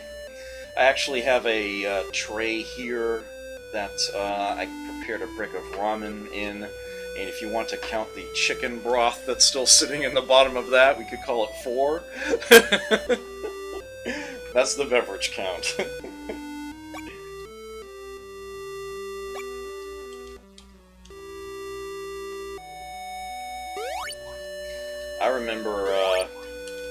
once seeing a beverage vending machine, that actually had chicken soup as one of the options there, and I was like, that's actually kind of curious, I wonder what it's like. And it's basically the equivalent of like a seasoning packet from a brick of ramen mixed in the hot water there. Oops.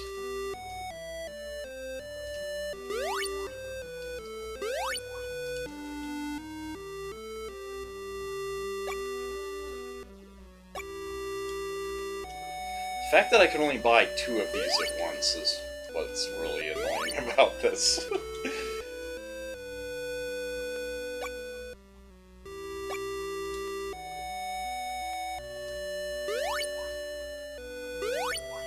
What were you up to tonight, Chubo? Then chicken flavored soda. I know that's a thing that exists. I've never actually tried anything like that myself. I'm not sure I ever want to. But I know that's a thing. Sherlock Holmes game on Famicom, huh? The Famicom is great for incomprehensibility, isn't it? You've got Takeshi's Challenge. You've got that Japanese-made version of Star Wars where Darth Vader transforms into different monsters. That was fun, actually. I enjoyed showing that off. One Throwback Thursday.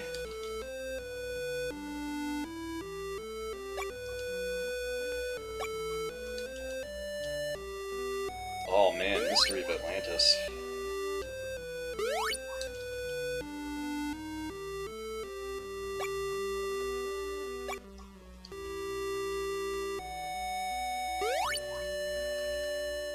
Yeah, there's this one brand of soda out there that is a challenge. A lot of YouTubers will order some and try it.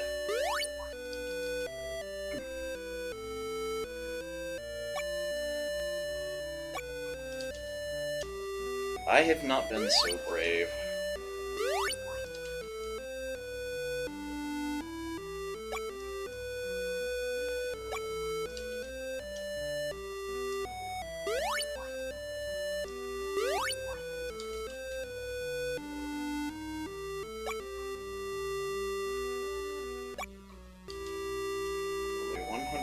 Well, maybe like 180 to go, really.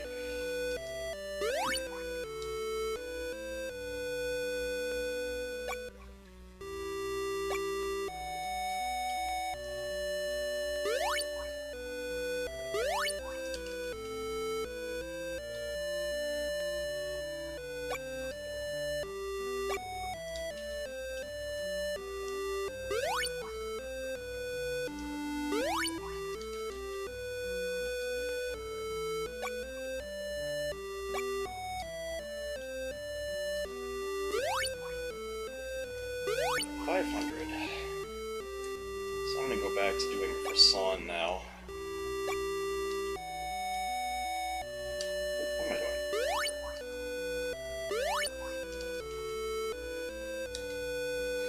That's the downside to having humans in your party. It's all the items you need to buy in order to power them up. Massive potential once you do, but my word, it's a lot of time menuing to do so. They don't let you buy these things in bulk. That would have been nice.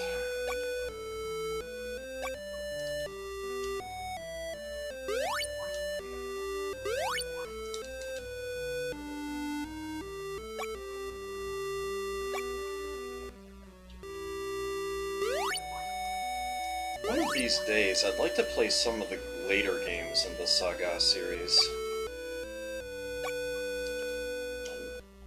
Fortunately, this is actually the only one that I've ever played through. I did start Final Fantasy Legend 2 once, but for whatever reason I didn't stick with it, and I'm not sure why. But I'm sure I will make time for that in the near future.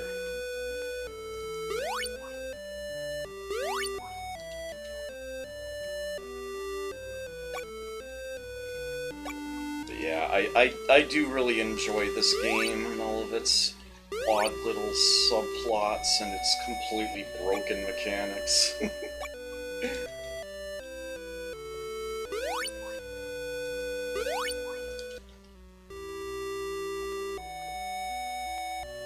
Super Pitfall 2, right?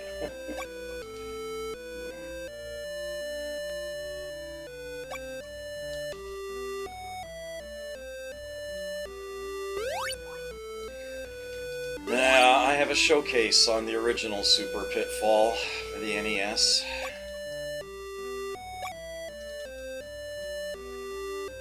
There's more glitch than game there.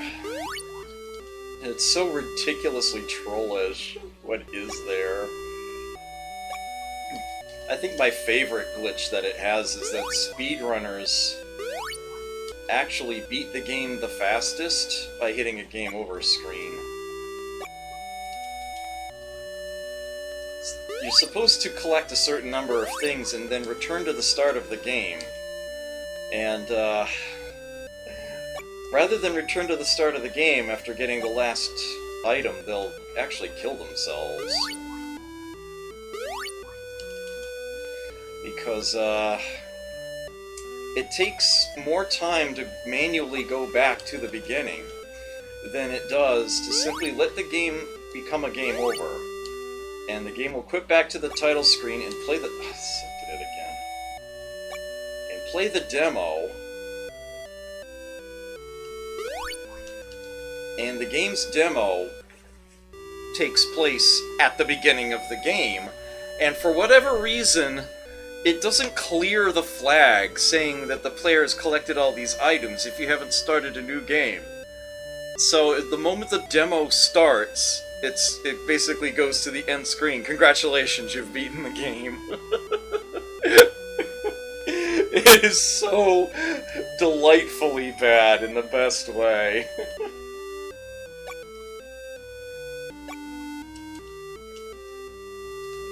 I don't know how anybody can tolerate that game, honestly. That game is so bad, I feel compelled to put it in quotation marks. Yeah, it's a game. It's a game.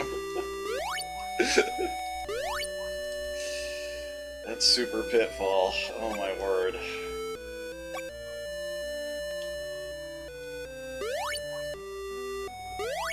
Quite possibly the single worst of all NES games. Almost objectively.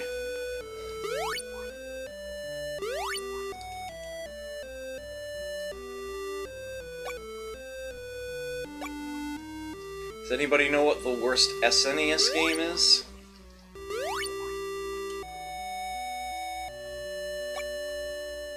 Most people's first guess is wrong.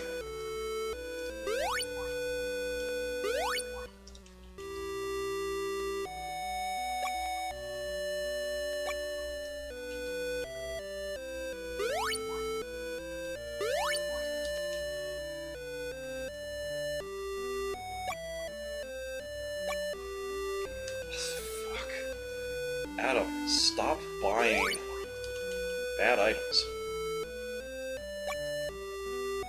By which I mean anything that isn't an HP 200.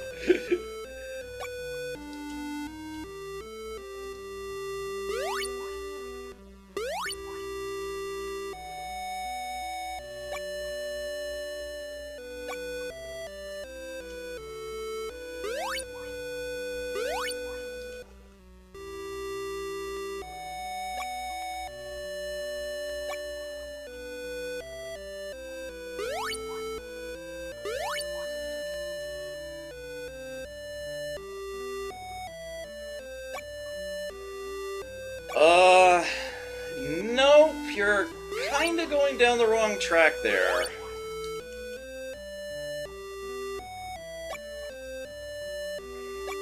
I'm talking about a game that is mechanically horrible. To render it almost virtually unplayable.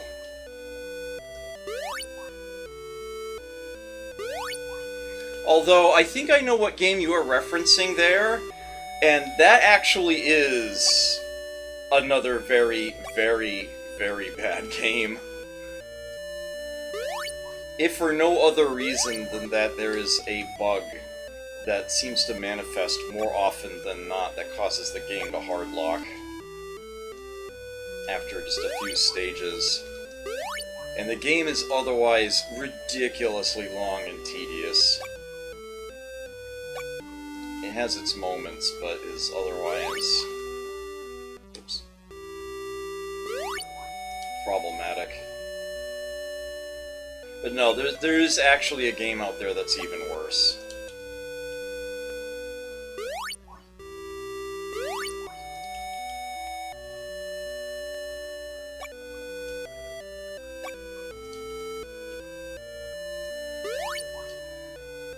The Tick you might actually play for, like, upwards of half an hour before you're like, this is an absolutely horrible game. Now, I'm talking about one that you'll play for 30 seconds and you'll know it's a horrible game. It's that much worse. I'll give you a hint. It's a port of an arcade game.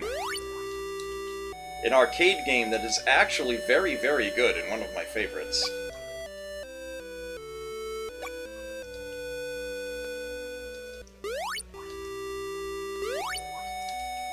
But it was obvious that whoever ported it to the SNES had no idea what they were doing.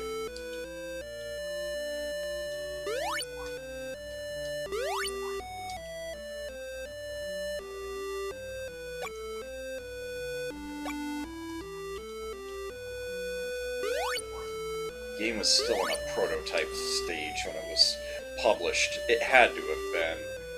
They could not have possibly thought that was a finished game.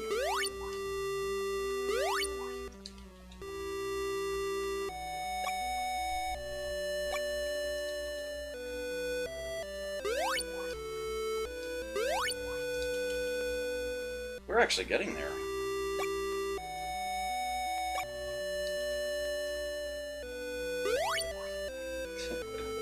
I meant to do this for half an hour, it's been more like an hour now. Stop it! Menuing errors.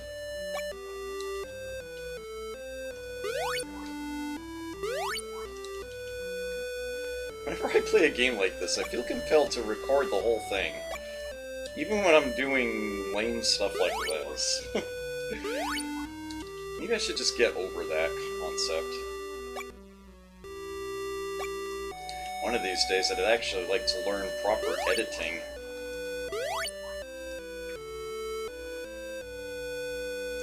Okay, I haven't played that one. I couldn't say.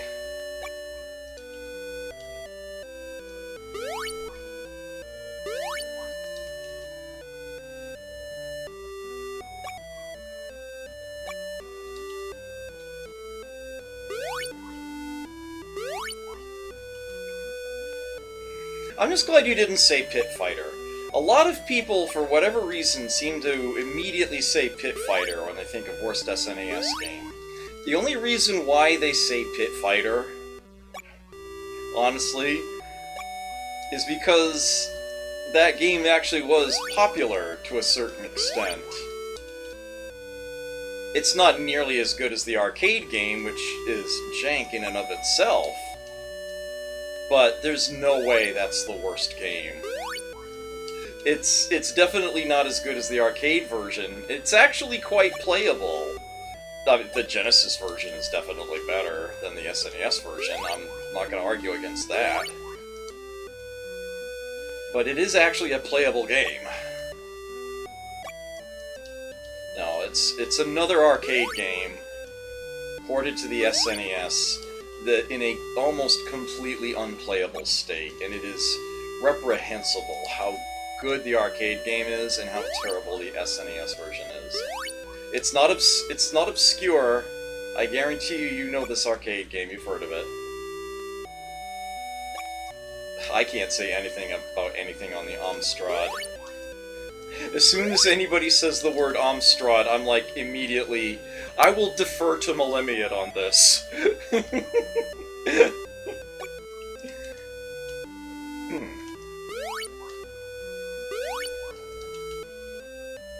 Go talk to Wolfmane Barry.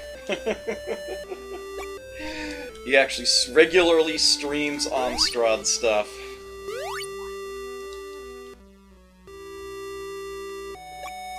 I am not the person to talk to.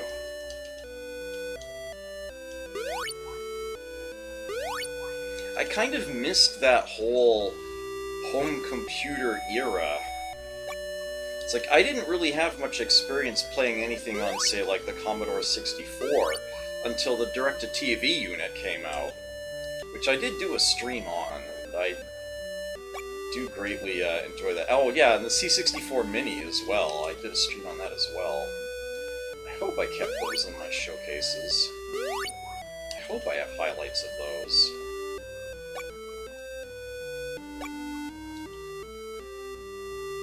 Actually, I might have done a single stream of both of them. I'm not sure.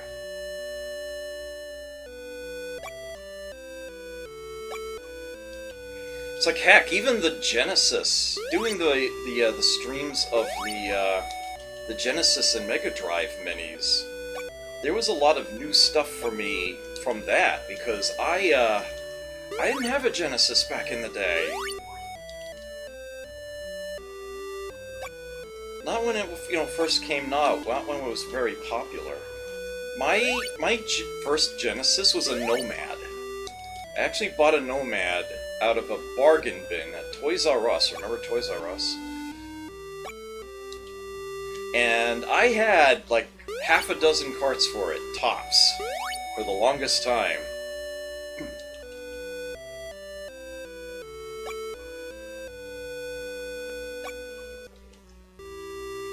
Max gets attacked a lot less than Sawn, just due to positioning in the party. So I'm probably fine with leaving Max at 500 for now, and I'll just give all the rest of these to Sawn, who could use every single point she could get.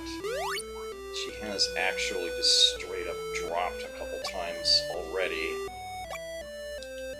this run. Much of it was just waiting for the saw to proc to show that off, but all the same.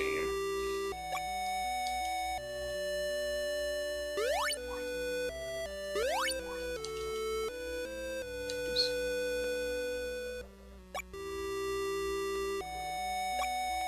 Oh, has Chubo figured it out?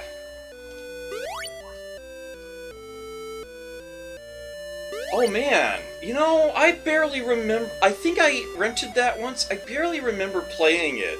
That's pretty rough, actually. I might have to go back and try that and compare, but I'm pretty sure the one that I'm thinking of is still going to be far, far worse. But that is one to consider. It's actually very, very, very impressive. There's an original Game Boy version of Race Driving out there. It was actually created by Argonaut Software, the people who eventually did the coding behind Star Fox on the SNES. You would think that a Game Boy would be incapable of even attempting to play something like Race Driving. But it's actually pretty good. It's actually rather impressive for what it is. They actually did a damn fine good job of that. Yeah, that's a good question. I actually think that SNES Space Ace gets a bad rap. If you compare the way that that game plays to the way the arcade plays, where you're essentially learning about what traps come and how to react to them, the playstyle isn't that different, and the way they managed to rework it to feel like a platformer working with sprites, I actually respect that game. I actually respect the SNES Space Ace quite a bit. I actually have the cart And I have been meaning to spend more time with it and actually learn how to finish it. I actually don't have nearly as much of a problem with that game as other people do. With that said, yeah, you can't really call it a port of the arcade game. They really don't play anything alike as far as like the actual like level layouts or whatnot. There's a lot there that changes. There are ports of Space Ace out there showing video clips of varying quality and needing to react to them. And yeah, the SNES game is very much recoded as its own thing, although they tried to capture the style of the game as much as possible in the medium. And I respect that. I actually do respect that. Oh man, SNES Mortal Kombat? Well, I mean, yeah, compare that to the Genesis version, and it's just like night and day. But even then, people are like, if we're gonna play Mortal Kombat, you know, let's play the arcade version. I can understand that too. Alright, I got Max to 500, I got Sawn to 650, and that's a good amount of money to invest. Hold on to a little more in case I need to revisit inns, etc. So that is good stuff, and I will go ahead and save this now and call it here. Captain America and the Avengers. That was the game that I was thinking of. I swear, anybody who thinks the worst NES game ever made and doesn't think it's that one, simply hasn't played that one. You will notice it right away. Especially if you have played the fantastic arcade version. We're talking about a game where character movement doesn't even match what you put on the D-pad. If you start moving diagonally, and then try to change the direction you move in, just like rotating your thumb, so, you know, just holding one direction or a different direction, you'll keep going in the same direction.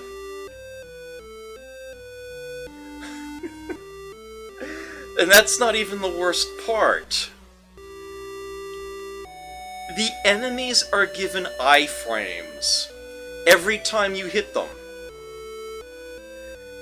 You know, it's like the arcade game, if you end up point blank with an enemy, you mash attack a few times, you know, you hit them until you knock them down or you throw them. SNES game, you pop them once, and then they're invulnerable for the next 3 seconds. They have all the iframes. All of them.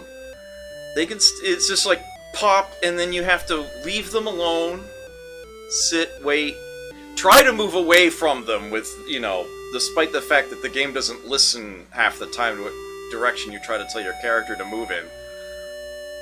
Pop them again. Yeah, it's like, you think the Tick is a bad brawler on the SNES? Try Captain America and the Avengers. I guarantee you, if you play them both for the same amount of time, you will hate Captain America and the Avengers a lot more, a lot faster. I promise you this. It's like, I rented that game, and I think I played it for 5 minutes. And I was like, I can't take it anymore! This is terrible! It is horrible! How did that get published? Oh man. What was it coded by? Twitch interface developers? Hell! And with that, I think I can call it a stream. Oh my word. Thank you for keeping me company during that that grinding set. Yes, an excellent social menuing stream indeed. Thank you, Juvo. I appreciate the support there. And I will, of course, be back at this game. The plan is next Wednesday, of course. And hopefully, without any hitches, we will be finishing it then. Who can I send the retro love off to? Who's streaming right now and deserves this group?